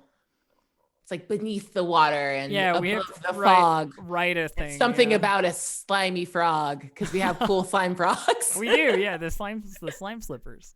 Oh, what if slime slippers are somehow a clue? Like you go and if you can carry one with you, it will respond when it's close to like another force area. Because there's something like weather or pressure kind of about like, it. Some kind of like weird detection. Yeah. Yeah. Yeah, that's neat. I like that. Yeah, like and just you have to befriend a frog to get through this force puzzle. I'm imagining one of these foggy trials that pulls the group apart to test their individual resolve. Yeah, I mean, it's like you gotta. You have to do the like, and there's a gust of wind and a force of like, you know, pushing you apart. You lose each other in the like gray fog. You can't see like 1 foot in front of your face kind of stuff. It's all hell yeah. Ooh, force trial that one forces you to like confront your individual contributorship. Like you can't be a part of a successful team until you're like incredibly aware of like who you are as a person. And then once they've all passed their individual trials, they get the like team one of like leverage everything you are and what you learned and what you know of other people to like triumph. That's awesome. Yeah. I like it. Also, Bud Prince, the slime slipper brood mothers nest near the ruins, like the big old slime slippers live there. Yeah. Oh, they're just like big old boogers next to a ruin. Yeah, big old gross slime boogers. Yeah. And slime slippers just like split off with like osmosis, like slurp, you know, like like brood mother is just a term used for really big slime slipper about to make 500 more small ones. Yeah, it's just a big old puddle. This is gross and I love it. They're so good. They're so good. I love them. Other stuff we did come up with, we have a Vodian species of Rancor. Yeah. Because Rancors are awesome. And Discord came up with a Vodian Rancor. The main difference between Vodian Rancors and regular Rancors is that Vodian Rancors are slightly smaller. And they exude a horrible musk that can make any living thing that's not a Vodian Rancor feel ill. All creatures within short range of it have to make an average resilience skill check or get disorient 3. So, like, it can disorient you with its smell, which is why nobody keeps Vodian Rancors as, like, arena pets or whatever, because they stink like shit. Well, okay, quick question. Aren't people wearing, like, shit over their face that, like, heavily filters? It is to filter breathable toxins, not, like, smells necessarily. You know what I mean? Like, a respirator is in Star Wars is only a respirator for breathing. I agree. I just want to get really weird with it. That like, yeah, it feels pretty easy then that like if you're afraid of like this very specific threat on this planet, you'll build in like no stink through like filtration. But what if this is so pungent you can smell it with like with your any skin. other any other mucus membrane, like your eyes can smell this. That's how bad it smells. It's like onions. It is such a horrible smell that you can smell it even if you can't smell anything. Yeah, even droids are affected. That is very funny to me. I'm just like, wait, I can hear how bad this smells. I can hear it. Yeah. It's one of those smells where you end up wondering if it's you smelling. Yeah. Is this me? Oh God. Oh God. Yeah, exactly. Oh, that's really funny. Like a day-long effect after is that like it just blows out your like olfactory sense and you're like nothing smells like anything because I smelled that and I still remember it. But so I definitely think there's potential for a Rancor hunt at some point. You know, we'll put that on the table as like a thing. It's also on the random charts for threats. In terms of like, this has shown up. You better fucking run your ass away because you do not have what it takes to take on a Rancor. They have Butt Prince. So Butt Prince is on timeout. I just need to say that out loud. So Vodian Rancors have a soak of 10, which means you have to do more than 10 damage to even scratch it. Ooh. And a powerful funky force field. 34 wounds. So it's like trying to kill. You need thermal detonators. You know what I mean? You need you need a lightsaber. That's amazing. Yeah. Oh, these guys are cute. None of the equipment the current players have would do any damage to it. Even on a critical, it wouldn't hurt it at all. Hilarious. And that's weaker than a normal Rancor, yeah, as Rayfadane says. Rayfadane translated the Vodian Rancor to the normal Rancor, or from the normal Rancor. The origin for those, by the way, and we're going to have one out there that is like the original Broodmom Rancor, is in the way that fantasy science the Nazi scientists do. They went, what if we pump combat drugs into a giant a giant beast of war, you know? I mean, that's how they made Rottweilers, yo. They were like, this Doberman could be thicker. What if I had a Doberman with a dump truck ass? Let's breed it. What a thicker Doberman, yeah. But so they were like, what if we pump chemical, fog of war into these rancors that we have? And then they like got loose or escaped or were left here. And one of the like the big Vodian rancor out there, they thrived, as things do when you release them into the wild, you know what I mean? Like camels in Australia. That's a real thing, yeah. I didn't know that. That's great. Yeah, they were just like, the camels will die. The camels did not die. There's just chill ass camels going like, hey, this is like, fine for me. It's Australian desert. It's fine. There's a weird bison on Catalina Island off of LA. It's like a film studio was just like, I don't want to boat them back. Just let them die here. And now they just are there now. There, yeah. They're just chill. But so I'm planning to have the biggest like mama rancor have like an imperial insignia like tattooed on the side of her head kind of thing. Yeah. Like, in that way that imperial guys always do. Yes. Oh, that's so good. Oh yeah. No, I'm very into this. Yeah, it's pretty cool. I like it. I was pretty happy with it. One of the other things that I did, Aabria, I don't know if you saw this, but you should be able to see that there are a bunch of quick references available to all the players. In the so like knowing what to do in a combat turn or like what happens if you get crit or whatever is like there. The other thing is the talent trees. You should be able to see some of the Edge of the Empire talent trees. I input all of them. Oh my God. Thank you for your service. These handouts are from a website called beggingforxp.com, by the way. I didn't make them. I just stole them. That's the game. But so I have imported them so that people can see them, because one of the only failings of the Roll20 character sheet for Edge of the Empire is that talents are not a thing that can be like programmed into it in an easy way, because of the way the tree works. Nice. So I just made handouts for them. I also have handouts for some Force stuff. I don't know if you can see that. I think I made you a GM, but I don't know if I ever did. So, I thought I saw it. Hold on. Nope, I blacked out. It's fine. All right, whatever. It's cool. Doesn't matter that much. I just wanted to show off that I did work, basically. Wait, no, I can't see it because I can see like Zayla's knife and cool. Yeah, you should be able to see it. It's in talent trees and then Force stuff. Yeah, 100%. So the way that like Force powers work in the game is you take the Force sensitive exiled talent tree, and then you can take Force stuff based on your Force rating. And there's a ton more of these in like Force trees in Force and Destiny, the like Jedi related book, but I haven't imported those yet because there's a lot. Yeah. Yeah. There are sad versions of that, like the Crab Island overrun with horrible ants. Yeah, humans spreading invasive species to bad places is like a narrative of human culture. I mean, rabbits are a great example. Fact. And cane toads. I don't know what that is, but I believe you. Horrible toads that ruin crops.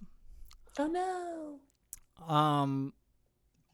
But yeah, I think that I mean, I've shown you what I wanted to show you.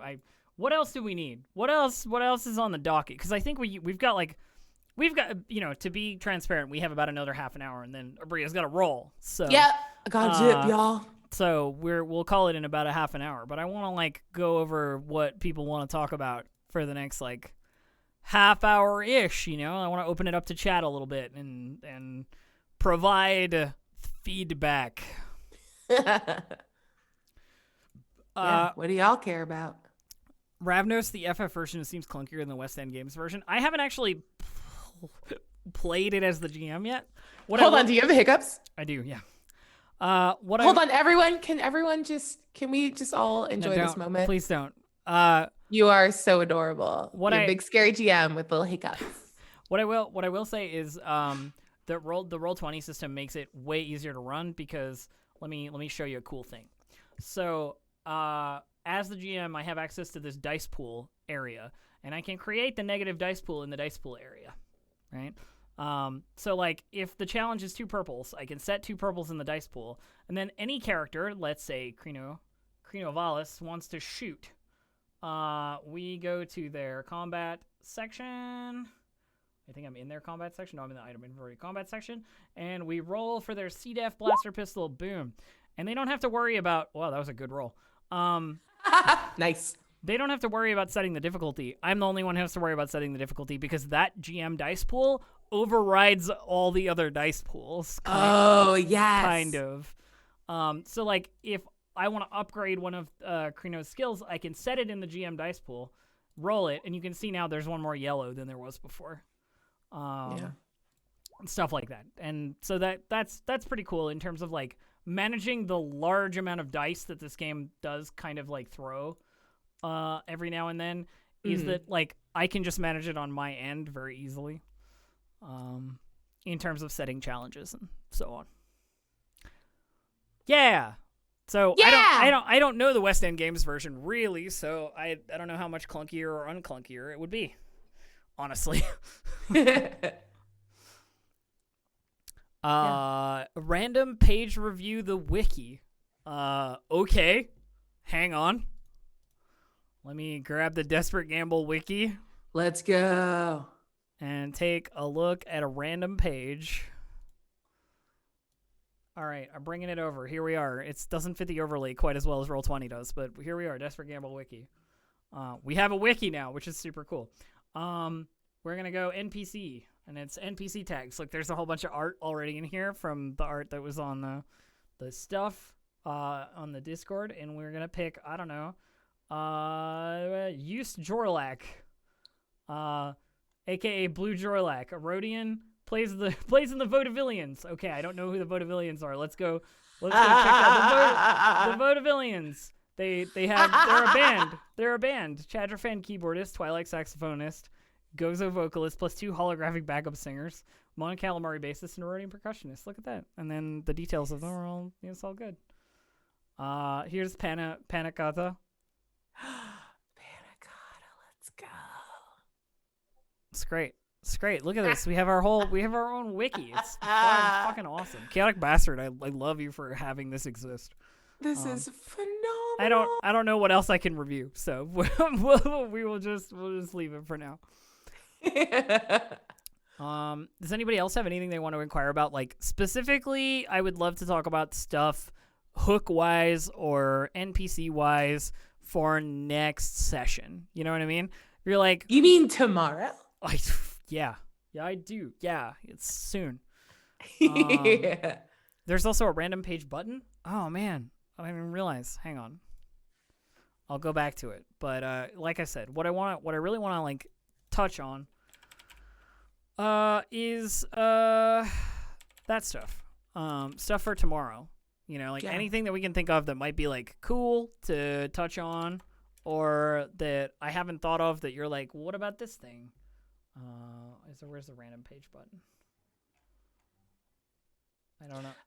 Random Establishing. Old Leaky was the first thing that came up on the random page. Old Leaky! I clicked random page and Old Make Leaky. Old Leaky canon.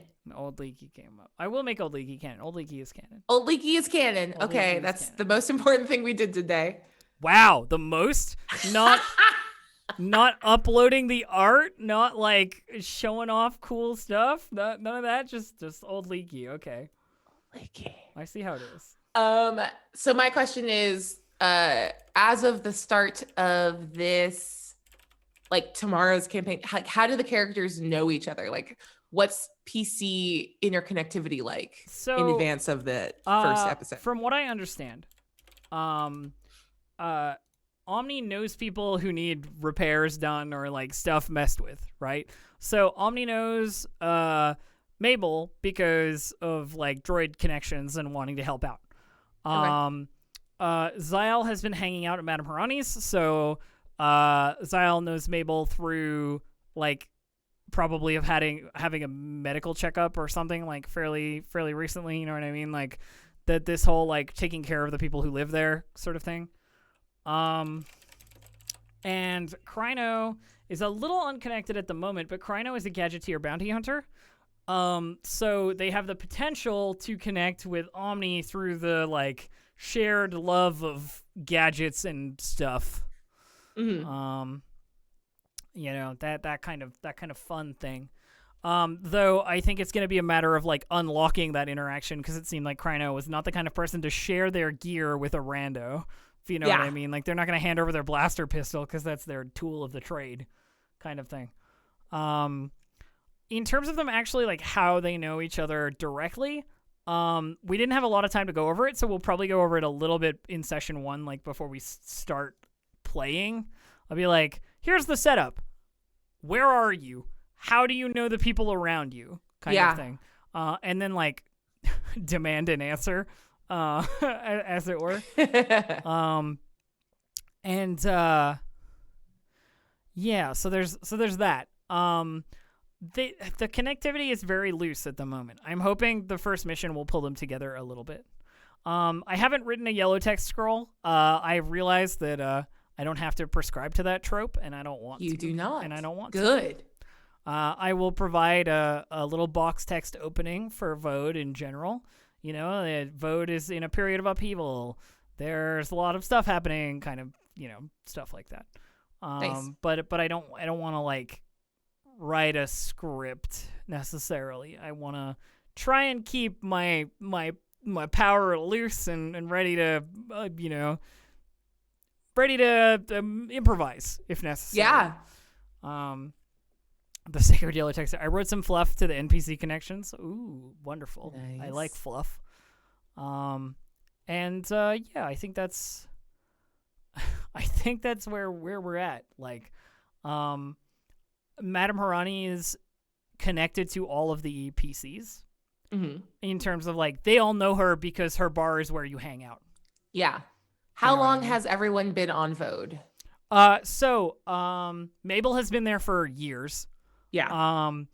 Omni is recently arrived. Zyle is recently arrived, and Kryno is recently arrived. Cool. All right. I don't know exactly who is the newest or anything like that, but the 3 who aren't Mabel are all newbies. Like none of them have been traversing Vode wilderness like before or anything like that. You know. Yeah. Is the read that I got. Maybe people will rewrite that in their like initial, you know, intro. I am open to people being like, actually, I want to be like have lived here for like 5 years or whatever. It's like, okay, yeah, you can do that. Okay. Nothing is set in stone. But from what I understand, most are recently arrived. Zyle is here because it is the ass end of nowhere, and the Chiss won't be looking for her or for them here. Kryno is here presumably to hunt bounty. And Omni is here because it's where the ship ended up when they punched in hyperspace coordinates and hoped for the best. Nice. How do you feel about Harani's sort of like wrangling of this specific squad by like handing off drinks at the bar, like a special drink that you can't order at the bar that's like the exact shade of blue she is, that like other people at the bar know is a request from her to go meet because she wants to talk to you about something? That's pretty cool. I like that as like a delivery mechanism. Yeah. Secret, you know, come talk to me in my office delivery mechanism. Yeah. Without broadcasting it to the world. I mentioned Blue Roger, the battle droid. Blue Roger! So he's also canon now. I love Blue Roger. Blue Roger, yeah. Oh my god, a Harani helper is 100% what that stupid drink is called. The Harani helper, yeah. Yeah. One of the songs that Langley Gowe sings is called Madame's Finest, which is a tribute to the wonderful establishment. Yay! That's so good. He sings in, which I thought was pretty good. Blue Roger never wearing pants. Is that canon? Yeah, Blue Roger wears a nice jacket but no pants. Yeah. Yeah. He likes to keep it like breezy. Blue Roger Donald ducks it, He's just a Winnie the Pooh son of a bitch. Just droid ass Donald ducking it. That's so good. Nice. Yeah. I like a cool bit of lore around this drink that like she offers it up with like no, like obviously you don't get charged for it, and with no expectation that you'll answer whatever the call is. But if you like, and you can just drink it regardless of like whether you take the job or not. But like maybe there's like if you take it 3 times and never respond, like she'll never send you on she's it just again. Like, she's just like, oh, you're not interested. Okay. Yeah. No, I like that. I like that as a thing, like a kind of like a little calling card thing. I think I'm gonna mention to Kryno that it's like in the same way that Keld is here, Kryno is probably here in terms of like you heard whispers that this is like the place to be for 100%, like for up and comer, morally questionable bounty hunting exploits. Like you're still cutting your teeth in the guild. Maybe Kryno doesn't even have a membership yet, kind of thing. Like, and we can make that part of the narrative, but it's like one of those. It's one of those, like, the narrative for our lone bounty hunter is, like, you want creds, because that's why you hunt, right? Like, it's both for the point, like, the metaphorical points and the cred. And this is the place where that cred is spending at the moment. I love this, like, cool dual information world of, like, Kryno, like, knows that this is, like, the place to be because it's up and coming. And I forgot Aki's character's name. Zyle. And Zyle has like the exact opposite information because they're from such a like sheltered location that they're like, oh, that must be the ass end of nowhere. Nothing's happening there. Well, it's the Outer Rim. There isn't a lot of structure built up. It's a good guess that it'll be the ass end of nowhere, Yeah. But like, depending on what your context is, you have a very different like take on. Yeah, depending on your contacts, right? Like depending on who you talk to and what you know. Yep. Like I'm sure one of the things that I mentioned to Mabel when we were talking about like, or to Andrew when I was talking about what Mabel would know that other people wouldn't, is the whole like Utico's members have gone from like desk clerks to street thugs in like a series of years. And, like, Utico does its own police work. Utico has, like, people on street corners, like, or tunnel corners, I guess, like, in places that look a little, sketchy now that they wouldn't have had before, that maybe Imperial Stormtroopers would have been on previously. Like, they're clearly, like, arming up, like, Utico members have guns, like, which is just, like, a weird thing for a regular company. Like, there are patrols that are happening, which is, again, just a weird thing for, like, a Funglewood company. Yeah. Do we still have a strong sense of, like, is Vode or the settlements, the primary settlements within Vode, is it like a company town? Vode City is, like, 90% Utico run, I would say. Cool. Like, Vode City being, like, a small city. Yeah. Cool. I think 90% Utico run. There are people who are like Madame Harani, who's not associated with Utico, but like who run businesses here and stuff. But all the infrastructure is like provided and maintained by Utico. The infrastructure is provided by Utico. Yeah. Cool. The police forces, the response teams, the the government stuff is like you defer to Utico kind of thing. Yeah. Like the CEO of Utico is the president kind of thing. Yeah, I love that. That kind of stuff. Cool. I definitely think that's it. And I was talking about in terms of trade, it's mostly like Utico's outgoing trade is fog and Funglewood, obviously. Yeah. But their incoming trade is like gear. We're talking like armor, like the plasteel armor that you see a lot in like Star Wars. We're talking guns. We're talking ordnance. We're talking ships. Because, like when you think about an imperial robber baron style, right? And if we talk like fall of the Soviet Union, kind of like historical context, there are warehouses full of guns and tanks and ships and helicopters and whatever, like in terms of like the historical, like the Soviet Union pulled out, they left all this stuff behind, you know what I mean? So like if credits are worth little, what's worth more is I trade you a Star Destroyer for like a year's worth of fog. You know what I mean? Like, I happen to have a Star Destroyer. Here you go, Utico. That's what I have in trade. You know what I mean? There's that joke of like PepsiCo owning 3 nuclear submarines because somebody couldn't pay their bill and they paid in nuclear subs. You know, so like that's kind of what I'm thinking in terms of like the way the trade is working out, because it's like you could be paid Republic credits or Imperial credits, but why do that when we can trade resources for things we want to do to arm ourselves up to eventually push out from here? Yeah. And like assert with our 5 Star Destroyers that we've got from Imperial Impound or whatever, you know, our force somewhere else, you know, and assert our authority in the sector instead of just the planet.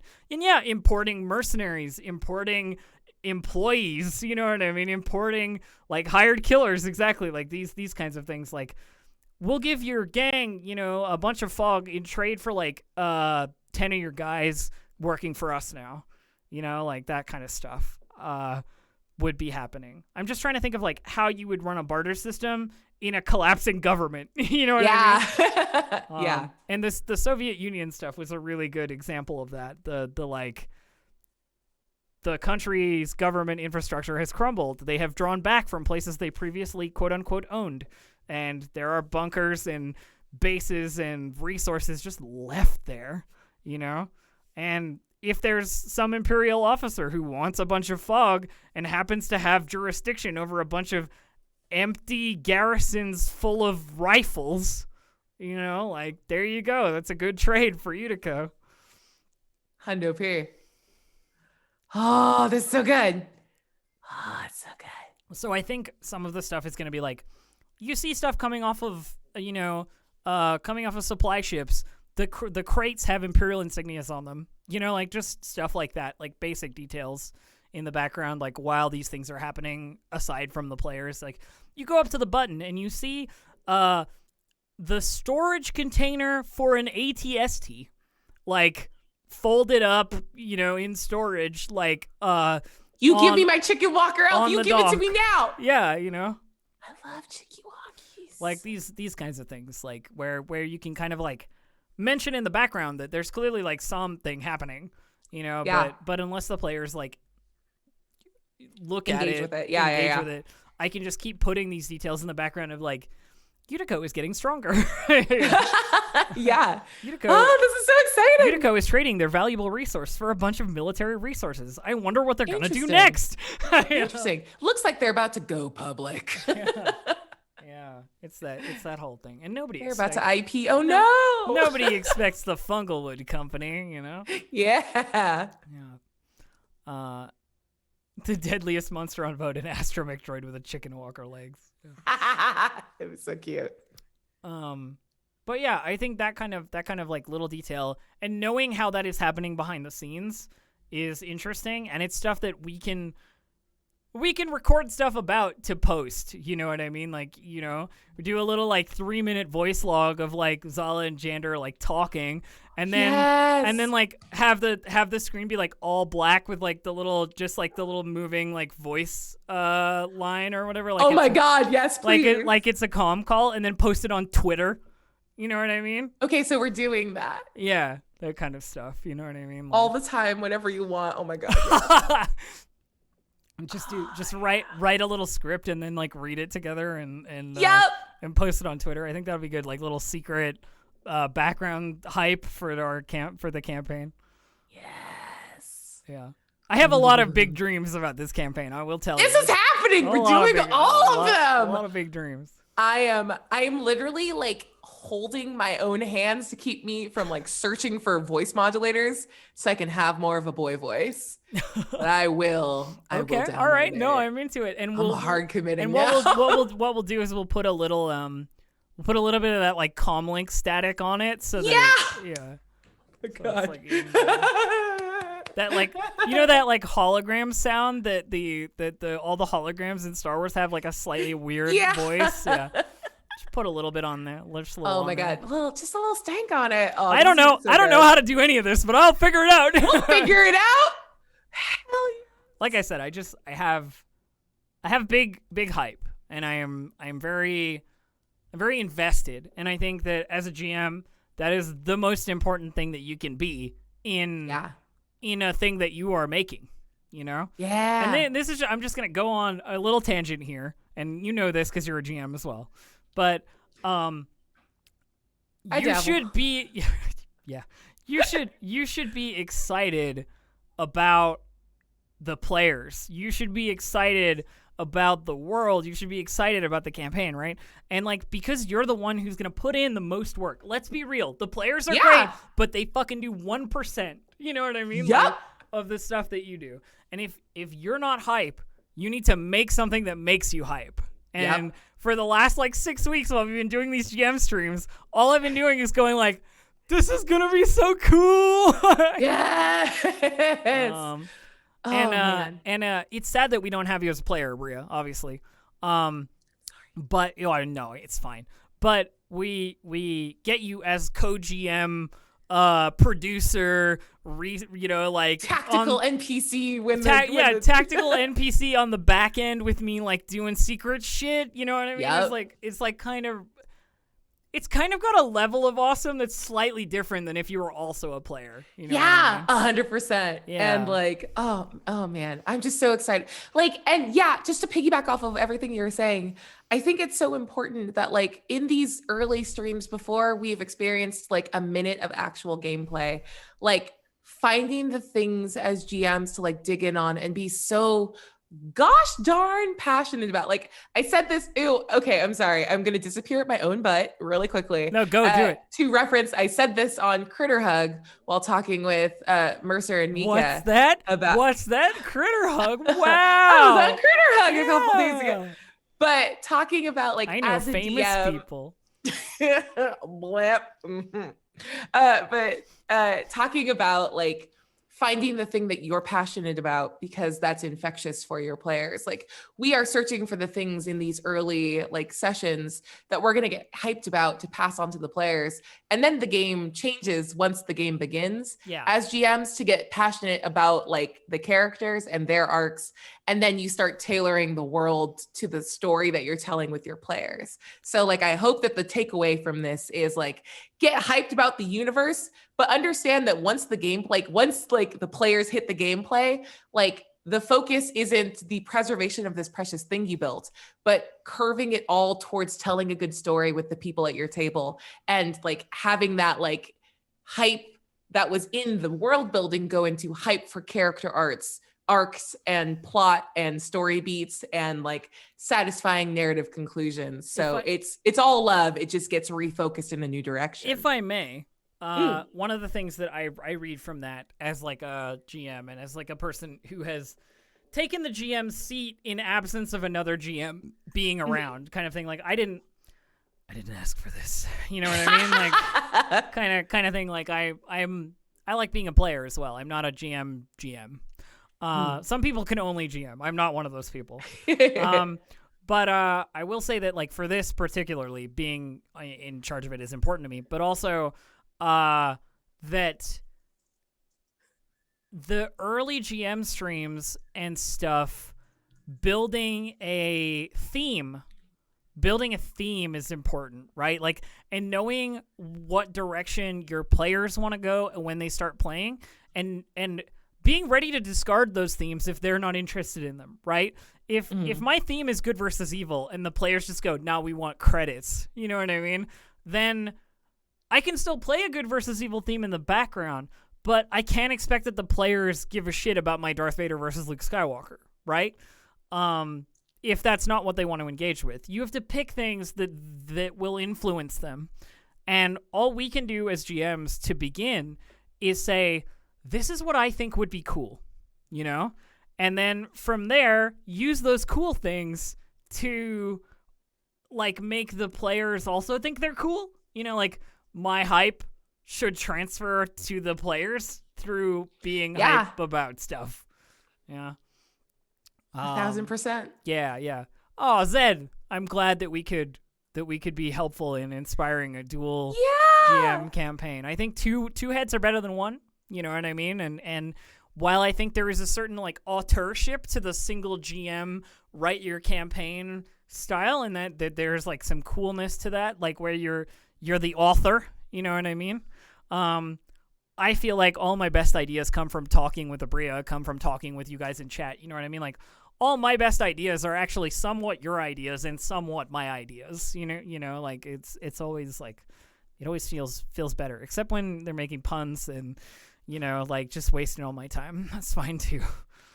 I'm only joking. I have to be a little tsundere. I can't just love you. It's not. That's fine. It makes me love you more. I'm not going to pretend that my ADD didn't kick in really hard like an hour ago, and I started searching for knives that I can get engraved with like Zala's thing and have them to you. I was like, I'm going to send you that knife.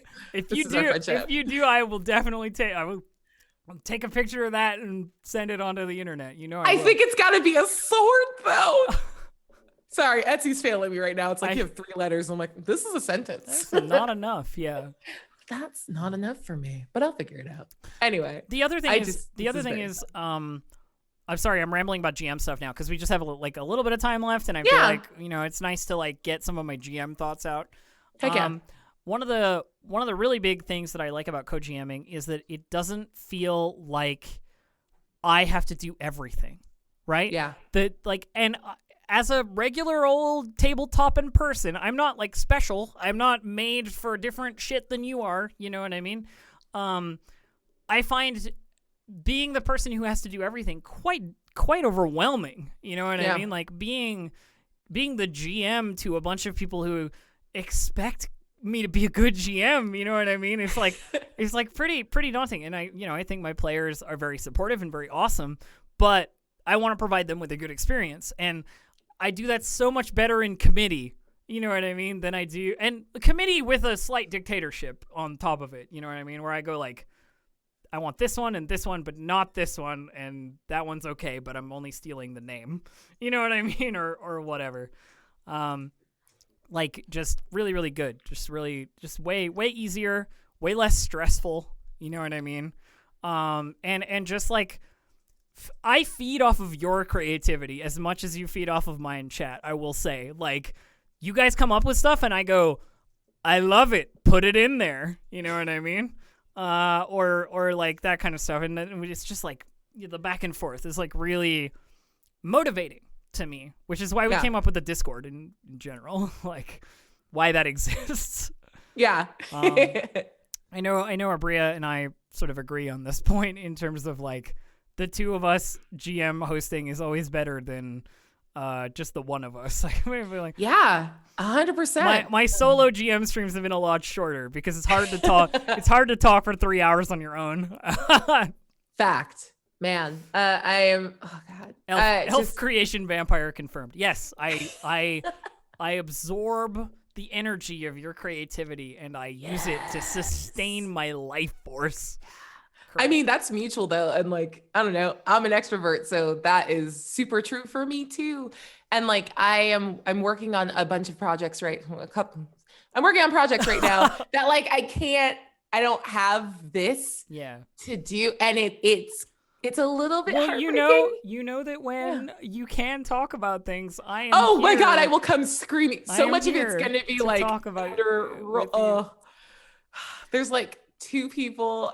Whatever. This is not me like bitching about cool things, but like, yeah, like not being able to have that have this like bounce off session where you're kind of just working. And like, I have to like present it to other people for approval, but it's not the same, which is why I'm so happy that like we get to do this. All I have to say is I'm Aabria. I have cool stuff to do. Wah, wah, wah. I'm a garbage person that complains about cool stuff. No, it's totally good. And like one of the things that GMing always feels like to me is that sometimes players don't appreciate this, but GMing is work. It's actual work that you put into a creative endeavor that they get to play. You know what I mean? They get to play it. You get to work on making it playable, if you know what I mean. It's sometimes a thankless task in some ways, and I've played at some non-streaming tables, you know, my friends and stuff, where it's like I did all this shit and you're fucking it up. Yeah. I can't believe I wrote this dungeon and you walked the other way and you won't go in. You motherfuckers. Yep. But that happens less with streamed games because people sort of know it's a show, and it being a show changes the aspect of the tabletopping a little bit, so on. But do not let my statements about this dissuade you. And if you have a cool idea, find a friend to talk to about that cool idea and workshop it in the way that we're doing. You know what I mean? Yeah. And I promise you, it will start to feel less taxing in terms of like the overwhelming workiness of it sometimes. Shit talking with Aabria and occasionally with Bunny in Discord messages. Hi, Bunny. Yeah. Has been super helpful in terms of like just Feels good. getting stuff set up. Yeah. Heck yes. Oh, yeah. Well, I think we're coming close to our cutoff, dear Aabria. Yeah. So why don't you give us like a where do we find you, what do we know about you thing, all the valuable information that people should know. Sweet. Hey y'all. I'm Aabria Iyengar. Follow me on social media at Quiddy, Quiddie. For my full streaming schedule, I get to be a very happy, very goofy player for Elf on Mondays over on D&D's Twitch channel, playing with Chaos Initiative, the Roll20 squad, Rime of the Frost Maiden at 1 p.m. Pacific. On Friday, tomorrow, I have 2 streams at 1 p.m. Well, you shouldn't be watching the other one because you should be watching this game. So yeah, I'm not even going to plug it. Doesn't matter. All right. At 6 p.m. though, you can catch me over on Failed Save on Pixel Circus's channel, playing D&D with a bunch of very funny humans and just taking the piss. It's just a real fun, lovely game. Other stuff that's coming. I don't know if I can announce that. I was on Critter Hug on Tuesday. That was cool. I found out that day they're like, we're airing it. I was like, oh, cool.